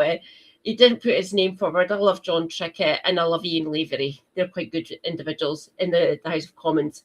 But I went for like Rebecca Long Bailey and Richard Burgon. My sister looked at me incredulously. Sure, Rebecca? Yeah. And Richard Burgon, yeah. I'm seeing a few comments in chat along the lines of this sort of theme. Jacqueline, come back to your question because I think it's an interesting one.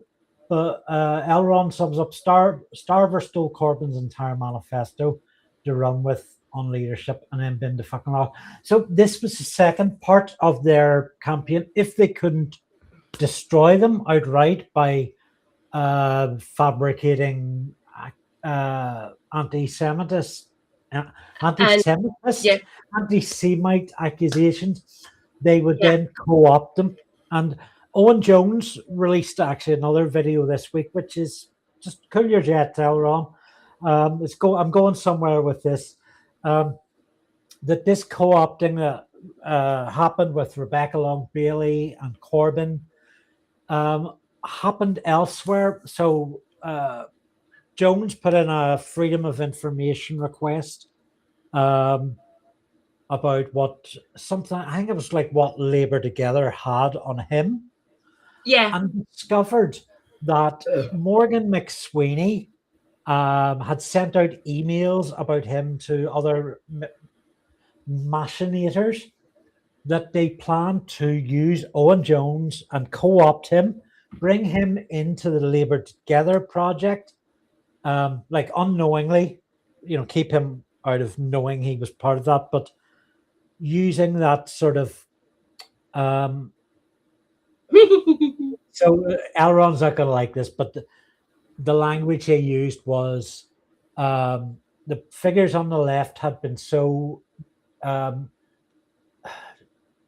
sincerely or convincingly supportive of Jeremy Corbyn that they could be steered to do the same thing for Starmer. Yeah. So the plan was to get in Owen Jones and Navarra Media to be mouthpieces for Starmer while being outside of the loop on how they were essentially pushing policy. As far as I'm concerned, as long as Helena still features in actually hosts Novara, that wasn't going to work. They're not going to be able to capture Helena in any sort of form, or Dahlia either. Well, Michael and Owen are like Michael and Aaron are a little bit different. I mean, so eventually they decided against Owen Jones because he had made some anti-Israel comments, and it was decided Owen Jones was considered, in McSweeney's words, very dangerous. So we now refer to him as a very dangerous Owen Jones. However, as far as I know, there's no conclusion, no coda on Navarra. So Helena may well be an enemy agent. I think we should all watch her carefully.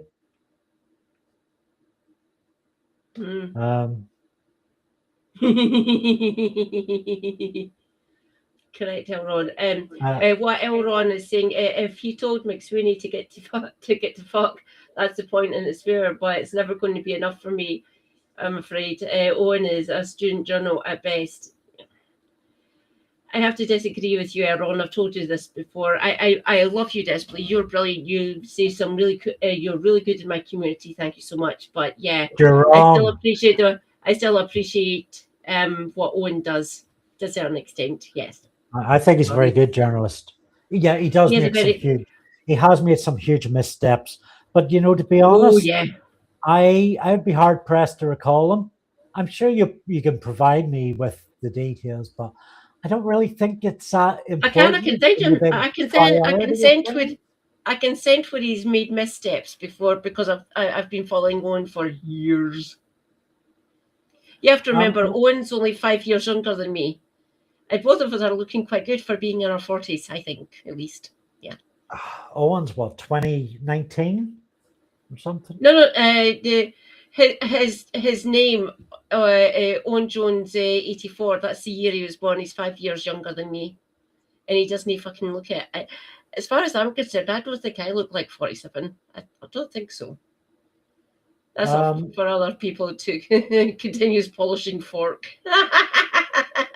Very funny. Jacqueline asked a question about 7 minutes ago. I want to read out, see if we've got any kind of answer. Is the Labour Party still expelling members at the same rate as they were a couple of years ago, or have they run out of people to expel now? It's slowed down. It's slowed down, but it's still happening to is it more than a slight extent? Yeah, there's still ones who actually shielded themselves and followed the party line while still being kind of active in the CLPs. So like the constituency Labour Party movements in each of the constituencies, essentially. But they're still kind of expelling people like in sort of piecemeal. So like one or two here and there and across the CLPs of the entire United Kingdom, essentially. But the main purge has already happened. They get booted out. They said, there's the door, you can leave it. Shaking the fleas off and all that. Said, yes, we've all fucked off. Are you not surprised? You said, we're doing student politics and all that. Yeah, fine, fuck off. Right, fair enough, Morgan. You deal with not getting voted in ever fucking again. You've destroyed a party movement here, by the way. Thanks. So, yeah, we've all fucked off. We've joined the Greens. We've joined independent movements. We've tried to create parties of our own. I think Liz Truss would have been quite an entertaining prime minister if it hadn't have been for her setting off a nuclear device. Yeah. Her and Kwasi were fucking mental. She could have been a bit of Boris Johnson style fun. Okay, so dropping excrement all over the country on every doorstep, but yeah. Fun. Yeah, thanks, Liz. Mm-hmm. Liz hilarious. Why does this country keep on voting for people like this? What the fuck? Just end me. It's all fun and games, isn't it, every day, chat? Isn't it? Fuck. I think I might take my little walk around. Do you want me to hit play, or do you want to just go without the video for a few minutes? Go with the video for a few minutes, okay? Okay, I can talk about things. I've actually got what you sent me up here, and I can read some of my pinned comments. Can everyone still see and hear me? Where are we? Go back up.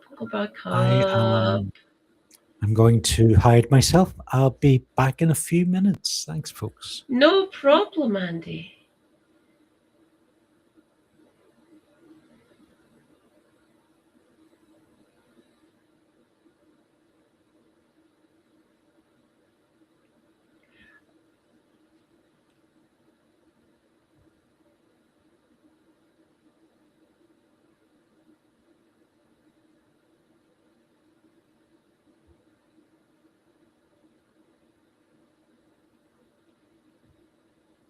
Hello, everyone. So, right, give me a second. I need to put a full screen. Fuck. On December the 5th of December 2019, only a week before voters went to the polls, so this is the election that Boris Johnson called, by the way, Jewish Labour Movement summary submission to the EHRC was leaked to the press. This drove a damaging news cycle that foregrounded the claim that Corbyn had allowed his party to become institutionally anti-Semitic, which was false. It is still not known who leaked the document and which names of certain individuals accused of anti-Semitism, more than one of them Jewish, were left unredacted. For more on that, check out the Labour Files done by Al Jazeera. It really is quite good. I will find my next one. Back up, back up, back up, back up. Where is it?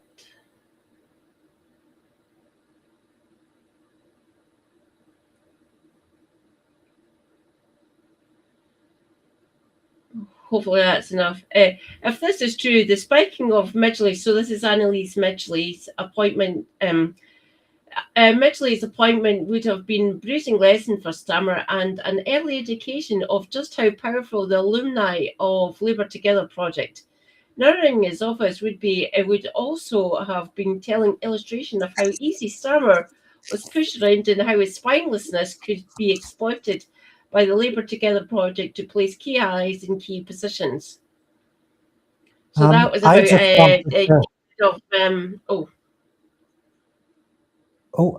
I just wanted to see if we could bring a special guest onto the stream for a bit of halftime light thing. So I would like to introduce you all to Squirrel.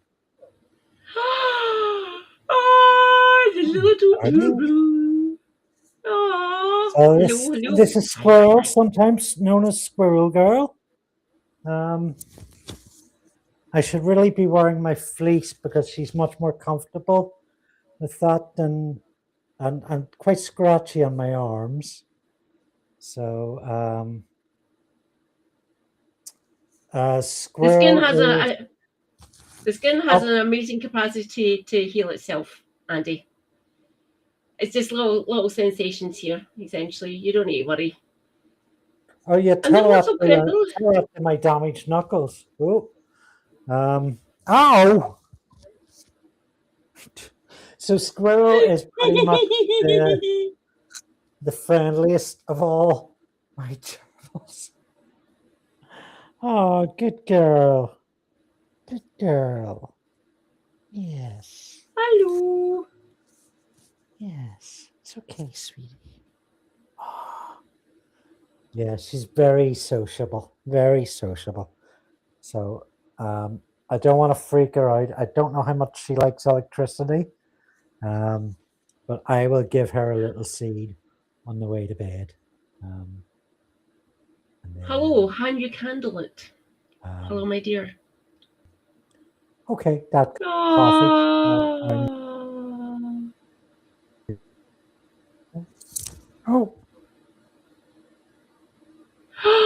Rejoice, comrades! Mix Vivian Wolf. Hello, darling. Great to see you, my dear.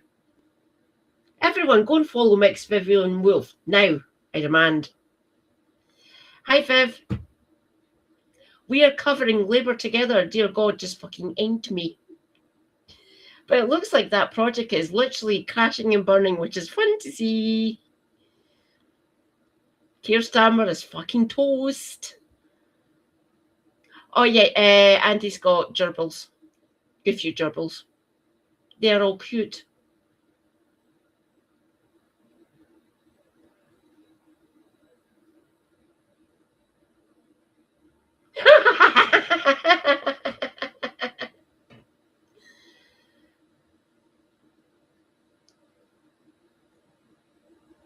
I'm doing well, Viv. Yes, thank you. Wolf. Mixed Vivian Wolf. She is awesome.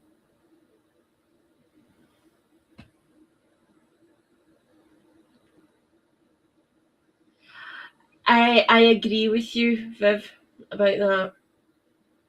The fact that Josh Simons fell on his sword, seems a bit, it doesn't pass the sniff test, does it? It doesn't at all. We will find out how he does in Makerfield. Obviously, the CLP still need to pass him and make him the candidate.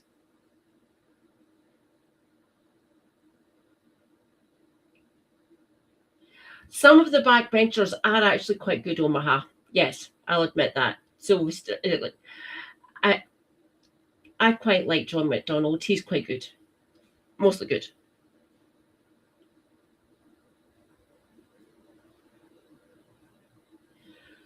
I want that entire cabinet. No, maybe not the entire cabinet. I like Miliband in his energy brief. I think he's trying his best, essentially, even though the rest of that cabinet can go and fuck itself. It literally can. Well, we get that. Time will tell. Yeah. I just want them to get this fucking situation sorted. It makes me so fucking angry. This country is literally on its knees as far as I'm concerned. Like, I'm talking about the UK, not just Scotland, a different situation, blah, blah, blah. But the UK as a whole, we are literally on our fucking knees. Just fucking get this shit sorted. Now, you bastards. There's so much going wrong in the country. We need more capital investment. Oh, Andy was fuck.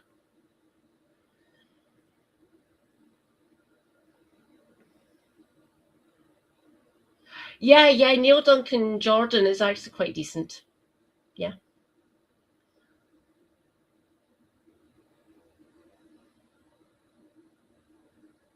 Ah! Nice one, Hanya Candlelit. If you can post in my Discord or in one of the other Discords we're both members of, your band, so I can listen to yous. I want to hear yous. No rush, but do it whenever you can.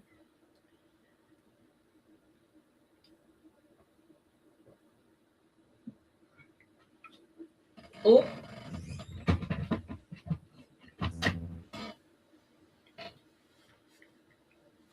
Ah.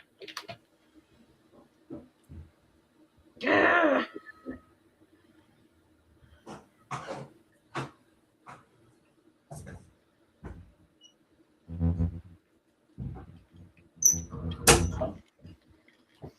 Okay, everyone, I'll read this out. Yeah, you're quite right, Viv. Problem is, it's got to be sorted in a way that's going to result in improved living standards, not just further plundering of common resources by private interests. Viv, you are based. That is so fucking correct. Why do you think I want to get this shit sorted out now? Or at least give me my fucking country back, you bastards. Don't make me have to dig a trench in the border by myself with a shovel from B&Q. It would take me a while.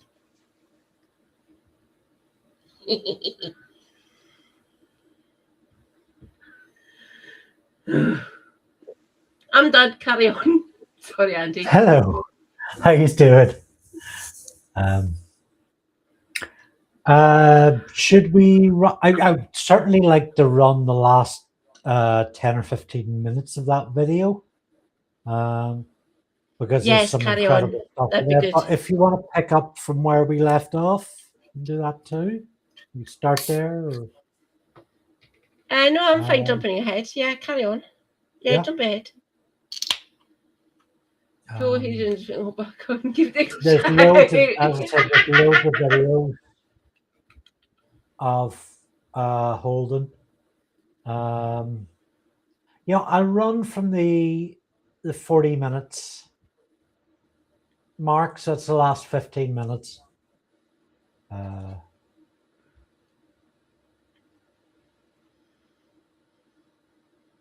want to catch up Oh, on through the shit, hold on. comments while this is rolling. Yeah, okay.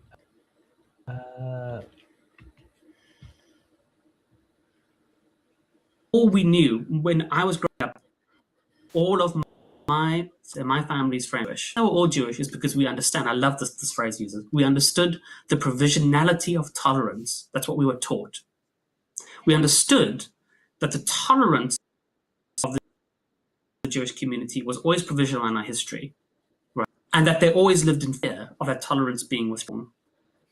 And they lived with that fear their whole lives. And then he says, if you understand that deep understanding of what anti-Semitism is,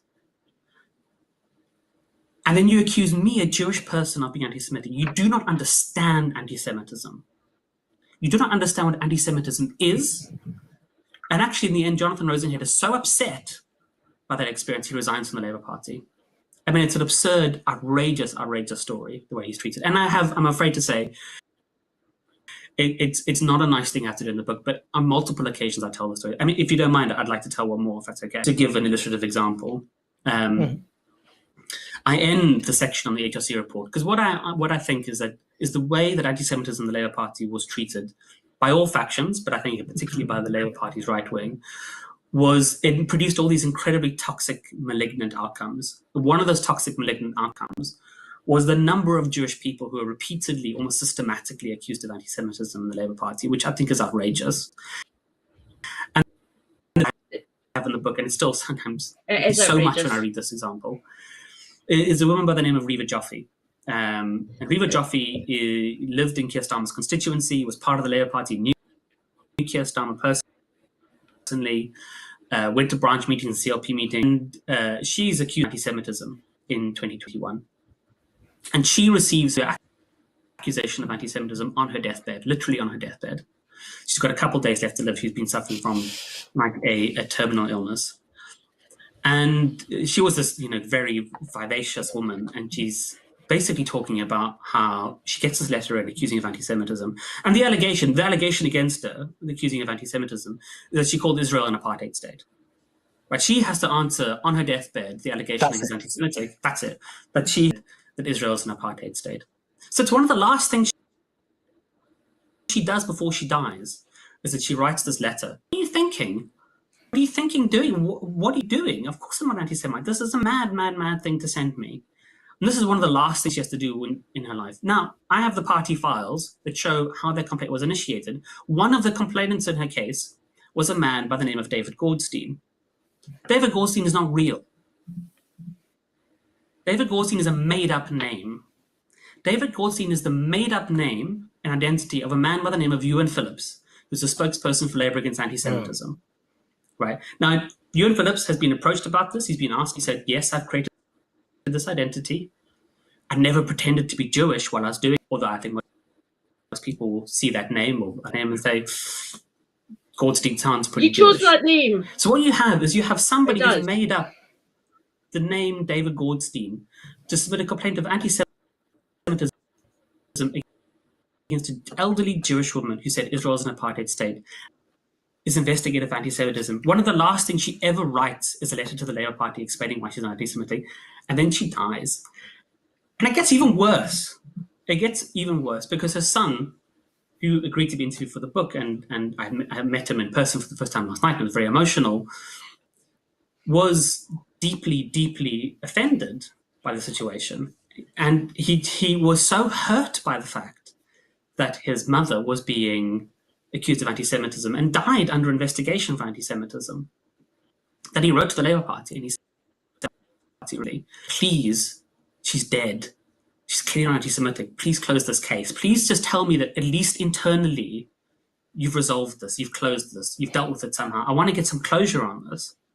And nobody has ever responded to him in the Labour Party. He wrote directly to Keir Starmer. Bastards. And Keir Starmer didn't respond. Then you got friends in his constituency who knew Keir Starmer to write to Keir Starmer, and Keir Starmer didn't respond. And those are the sort of malignant outcomes that come, I think, from the way in which anti-Semitism in the Labour Party was used and abused. And I think, and the reason I tell that story is because I think it speaks to the HRC example of them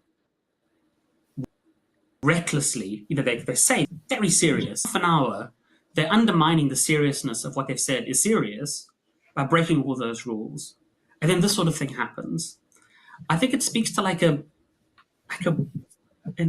almost an inhumanity, but also just a total lack of ethical scruples about a really fundamental, key, material issue that people do face anti-Semitism.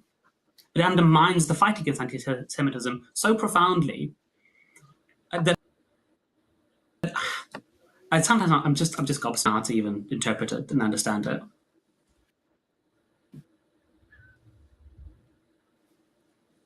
It's heartbreaking, isn't it? So about your example at the end of 2018, when I was on live television, I was being yelled abuse at by far-right Donald Trump supporting, Tommy Robinson supporting people who assembled outside College Green, and you and Phillips posted mocking that fact, long rambling threat to sue me, which I can tell you did not go anywhere. I just want to sort of finally, just to show just examples of what we're dealing with here, but I mean, just hideous that story you just told, a really grim, bleak story. Just finally, I want to just, in terms of the position that Israel has taken, Israel, that's a Freudian slip. Labour's taken on Israel and its genocide against the Palestinian people, and how that's had an impact. I mean, we've seen Labour have, we saw from the very beginning there, Keir Starmer justified Israel imposing a siege on a civilian population and then claiming he didn't. But just in terms of what do your findings tell us about the position that Labour took on Israel's genocide against the Palestinian people over the last 2 years? Sure, and I should make it very clear that in the book I'm extremely damning of first of all, Israel's conduct in Gaza, which is plainly, to my mind, one of the worst things I've ever seen in my life. And I think the evidence of it being a genocide is, I think pretty overwhelming at this point. And clearly the Labour Party effectively enables that for a long period of time. For the first, before Keir Starmer takes over as Prime Minister, he's effectively running cover. He says, Israel has that right in that famous interview. He refuses to back a ceasefire motion in November. He does an absolutely disgraceful performance in Parliament in February, where he effectively, they kill. You have to remember, he said that. Then I can't remember if it was a couple of weeks or a couple of days, maybe within a week later. Emily Thornberry went on to Newsnight and literally said they put her on Newsnight, and she basically said yes, she has that right to defend herself. I want that to be spread far and wide, everyone. Thank you very much. But yeah.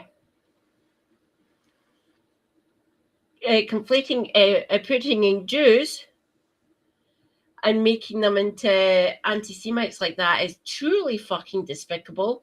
Just because lots of us, not just Jewish anti-Zionists, that's really fucking. Some of these people, obviously, Holocaust survivors, short of survivors. Have to remember, Churchill blocked them escaping from Europe when the Nazis were on the march. They escaped the fucking Holocaust and we denied them entry. So did America as well, by the way. So what they're doing here is basically punishing anti-Zionist Jews and the rest of us who are against apartheid, against genocide. It is fucking despicable of the highest order. So, I mean, yeah. the Starmer premiership and the race towards it, the tyranny of Israel runs like blood or corrosive acid through it. From Labour Together being funded to massive amounts by advocates for Netanyahu's Israel, right through to the fabrications of anti-Semitism. And as Loris says, of course, they have to admit the course they've gone accusing critics of Israel of anti-Semitism is wrong. And it's like there's a line in The Wire about characters create a lie. Apparently, Now Jacqueline. they have to fight on that lie. And that's Yeah. exactly what has happened with Starmer and Israel. The British government has always been broadly supportive of Israel, but will It duck has out been, yeah. if they can get away with it. Starmer, in being so anti-Semitic, so much so that he has fabricated that enemy, so many instances of that enemy, now is beholden to follow through, to play out his narrative by backing Israel to the hilt. Yeah. And of course, it's now coming out that there's other things in play. Mandelson, Epstein, Israel, links like that. McSweeney, Yeah, the connections are. they've all been published or broadcast to a certain extent, mostly from centre left and left wing online people, Double Down News, Declassify UK, myself, Kev, Andy as well, Helena, and to a certain extent Graham Hughes, and sometimes Super Tan. She seems to be learning. Well done, Super Tansky. You're doing quite well now. I dip into Super Tan to see how she's doing and stuff. I've never really paid close enough attention to her. I see her on Blue Sky, and she seems okay. She's mostly okay. She backed Labour at the start, back in when the Corbyn, not Corbyn, when Starmer became leader, and now she's learning. Oh God, these people are a bunch of bastards. So she's like the one that I'm waiting to see who can actually see if we can actually change his mind on certain aspects is James O'Brien or James O'Sensible. Helena, that is the best thing ever you've said, calling him James O'Sensible. But yeah, some of the people in the media now are starting to like. Some of them obviously won't learn. Julia Haitley-Spiewer, and to some extent Nick Ferrari, and obviously we've got other ones like all the idiots on GBBs or GB News, if you wish, and obviously the haunted pencil from the honourable member for the 18th century, Jacob Rees-Mogg. He's still parroting the line. You never know. Well, he is a ghost, pretty much. He's got no kind of. He's a. What's that phrase? You tell your own mother for a few bob. I mean, that's Jacob Rees-Mogg. He's a board man. He'll wear anything for a bit of money. I would love to see if I'd love to see if us leftists can actually capture the Captain Hindsight or James O'Sensible. I'm not holding my breath, obviously. You want to capture him? What, like with a net? Yeah. Or like trap him in a room, a box room, like chase him in a door and just close it over? Maybe some cameras or a ceiling where you can look down on him. Maybe it's quite tall and he's like trying to get out. Like, is that what you mean, Katie? I don't want to capture him in that sense. Maybe quite fun to try and capture James O'Brien with a net, obviously. Maybe quite funny. Tuna down, in case he gets hungry. And he's trying to open it, but he's got no can opener. And they're not the ones with the rings automatically. Hold on. The chat's gone weirdly silent, my end. Oh, it's because it didn't scroll. Goodness knows what the reaction to that was. So yeah, but that's not like how you'd like to capture him, no.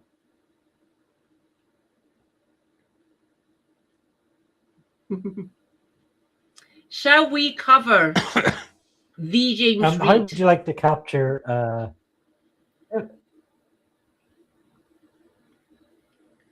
Shall we cover James Reed? Key figure, if you wish. I don't trust him one bit. Obviously, that is my takeaway. That is the simplest form I can actually frame it as. Steve Reed, horrible, can fuck off.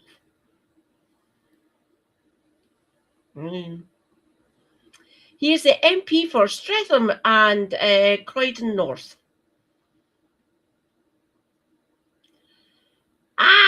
Anti-Liz, again. Fuck. If anyone in Steve Reed's constituency can hear me, what is he like as a parliament, as a actual constituency MP? I'm not entirely sure if he's actually concentrating on news, to tell the truth. They have indeed, Elron. They have indeed. Once again, showing it is not about illegal or legal bikers. Yeah. Conflating the two. Fun. Love it. Make it end, please. Thank you. Or if you don't want to do the right thing and actually set up safe and legal routes, give Scotland the power. Give us control of immigration, please. Westminster, can you fucking hear me? Like, I might still bother this Katie. Chances? There's me. Rejoice! Andy returns. Hello, comrade. I was just saying that if you're not going to be nice to immigrants or anything, bear with us. Maybe go and take a leak if this annoys you. just checked on Twitter. Refuse to call it. Okay, I'll read out what Jacqueline's saying. Just checked on Twitter. Refuse to call it X. Good girl. Good Jacqueline. I don't call it X either. Elon can go and fuck off. About March's Day, I don't think there were any clashes, but there were a few arrests. The people marching for Palestine, fucking hell, 250,000. Nice. I like. How many of the other side were there? No, the Tommy Robinson chuds, or Egypts, if you wish.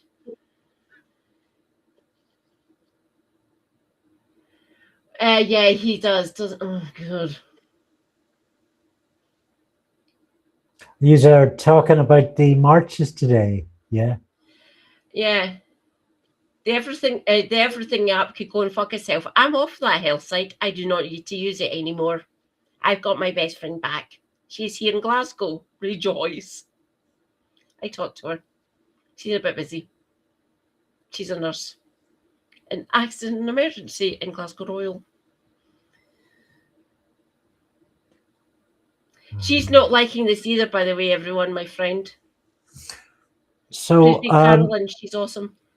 Yeah, I wanted to hear about today because I didn't get to check in on it. So there were no clashes, but a few arrests.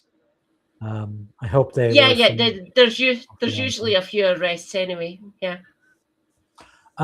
So my connection went down before I got to find out why you wanted to capture James O'Brien. Presumably not in a educate him. Like in Dollhouse, where they like strap something onto their heads, and I mean, sorry, I'm not even saying that to try and be funny. It's just where my mind goes.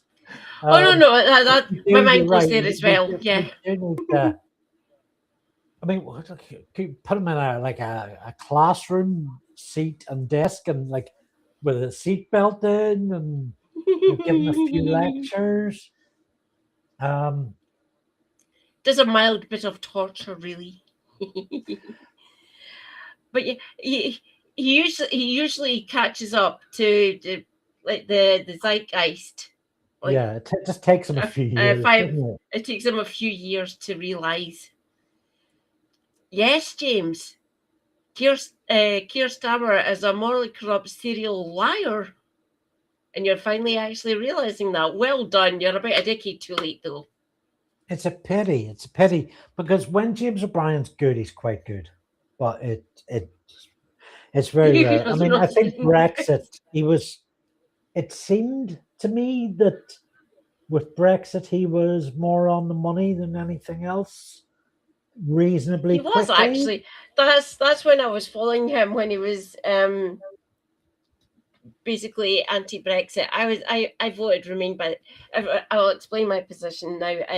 I voted to Remain. My husband didn't because he's a contrarian and he likes chaos. I hope he's fucking happy. He seems happy about it. He said, "Yay!" Don't call him an idiot there. I hope he voted last week. Oh, I did. Good man. He did, yeah. Oh, don't worry. He went the same with me. So I made it public, and I got his permission to say now. So SNP for the constituency, and Greens on the list, or the regional, the region, Glasgow region. So he followed in my stead essentially. Thank you, super hubby. Good for him. Remember when Andy's calling our allies and accomplices idiots. It's only because I'm starting to feel a cigarette withdrawal. I don't really mean it. I'm just cranky and crankier, and there's somebody should be running my internet connection, and they're just sitting.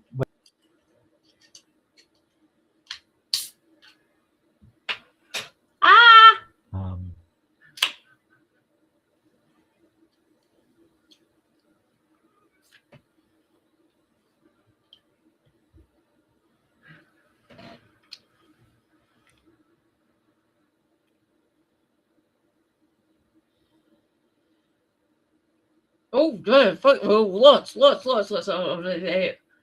is that what I thought?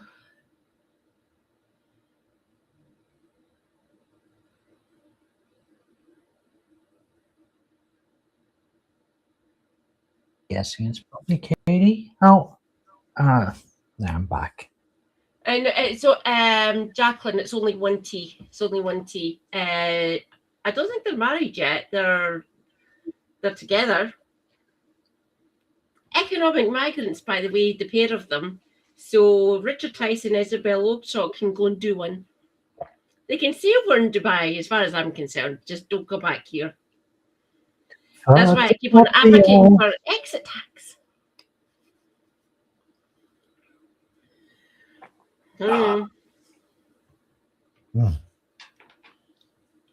I'm wondering if there's any sort of connections from the right wing, especially like your UKIP, Brexit Party Reform, those sort of people. There's still a core membership from like the UKIP days back in the day, up till this very day with Reform. So there's people who went right through, followed Manfrog and all his fucking evangelizing and shit like that.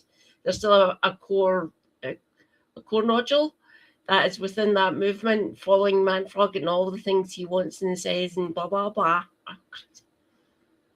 Ambulance again. Fernand's wondering FUD stands for fear, uncertainty, and doubt. Yeah, I knew that, Flow Snake. And FUD merchant is someone who spreads it. Yes. Thank you, Flow Snake. Thank you.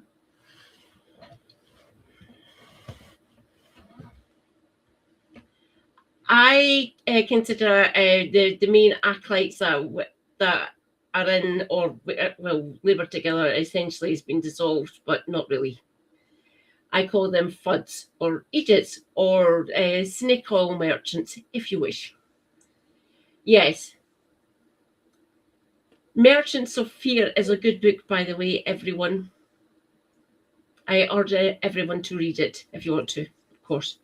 No pressure. I'm just going to leave my cam off for a little while to see if it improves the signal. You're actually sounding a lot clearer. We have Andy back.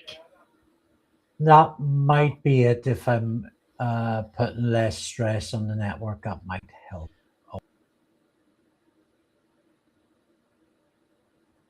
Yes, Omaha, correct. Possible loss of British citizenship for economic migrants in Dubai and exit tax too.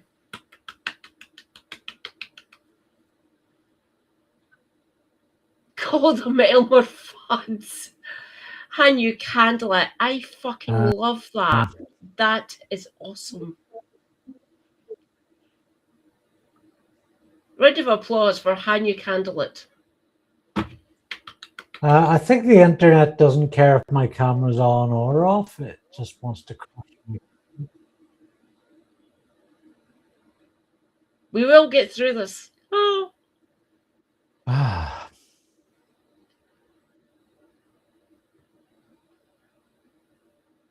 Okay.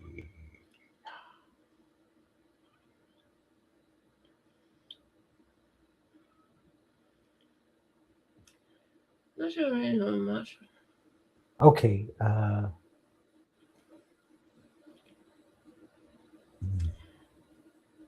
Interesting.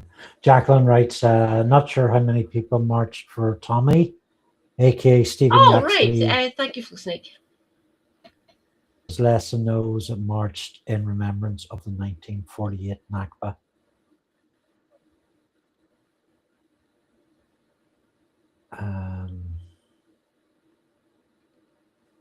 Flow Snake's explanation of fun, fear.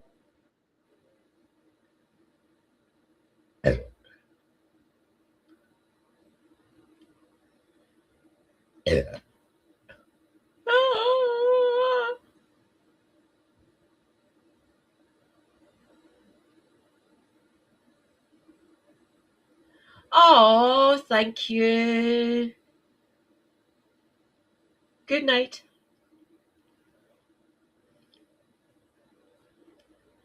I'm assuming it's you, Lewis. I don't think it's your. I don't think it's your dad. Stay hydrated, not necessarily with Thatchers. Self-care is good care. Take your meds. Stay based. Free Palestine, and keep a lookout for auditors. I'll be doing the same. Thank you very much. A couple of Burks. Everyone, go and follow a couple of Burks now. I demand it. Do it. Do it. Oh.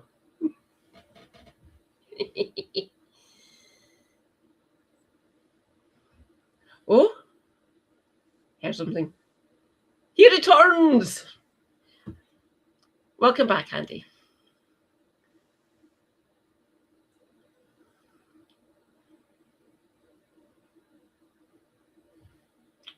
Thank you, Lewis.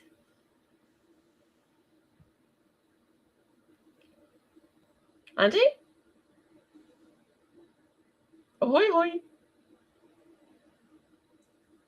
We cannot hear Andy.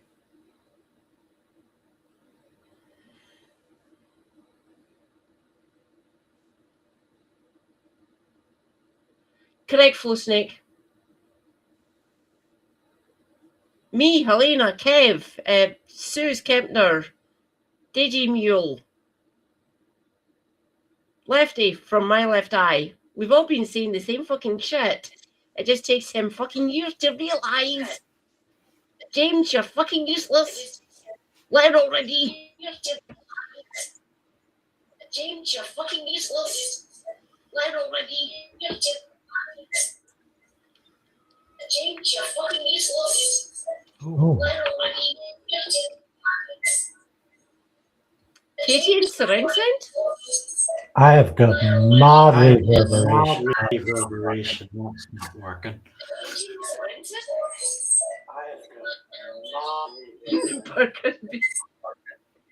I don't think it's okay. Correct, Jacqueline, yeah. I think I'm going to call it a night. Yeah. So, yes, what I've enjoyed of the stream, I've enjoyed of the stream. Thank you all for joining me at Andree Look.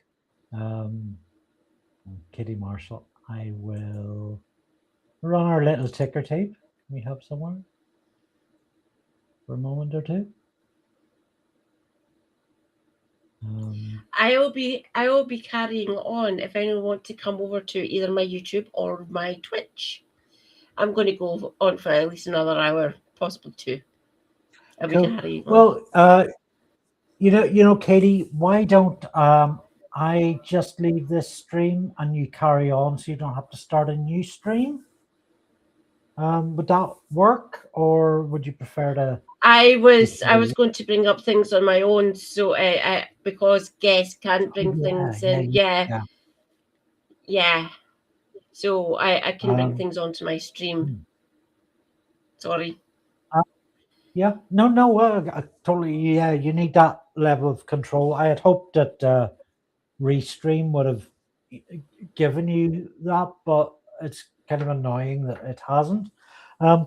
If you like, I might be able to pop into your stream via Google Meet or Numptyverse or whatever you prefer.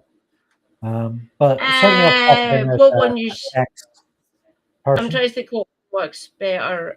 They both work kind of similarly. Numptyverse. Jump into the Numptyverse and I can bring you onto the stream and we can carry on if you feel up to it, if you want. Okay. Well, we are going to get Aki's come in and said, "Oh, what's going on?" It's, like with absolutely no idea that he's live and just triggering me. Aki's is always welcome. You tell him that for me, please. No, he's not. Aki's is always welcome. No, he's not.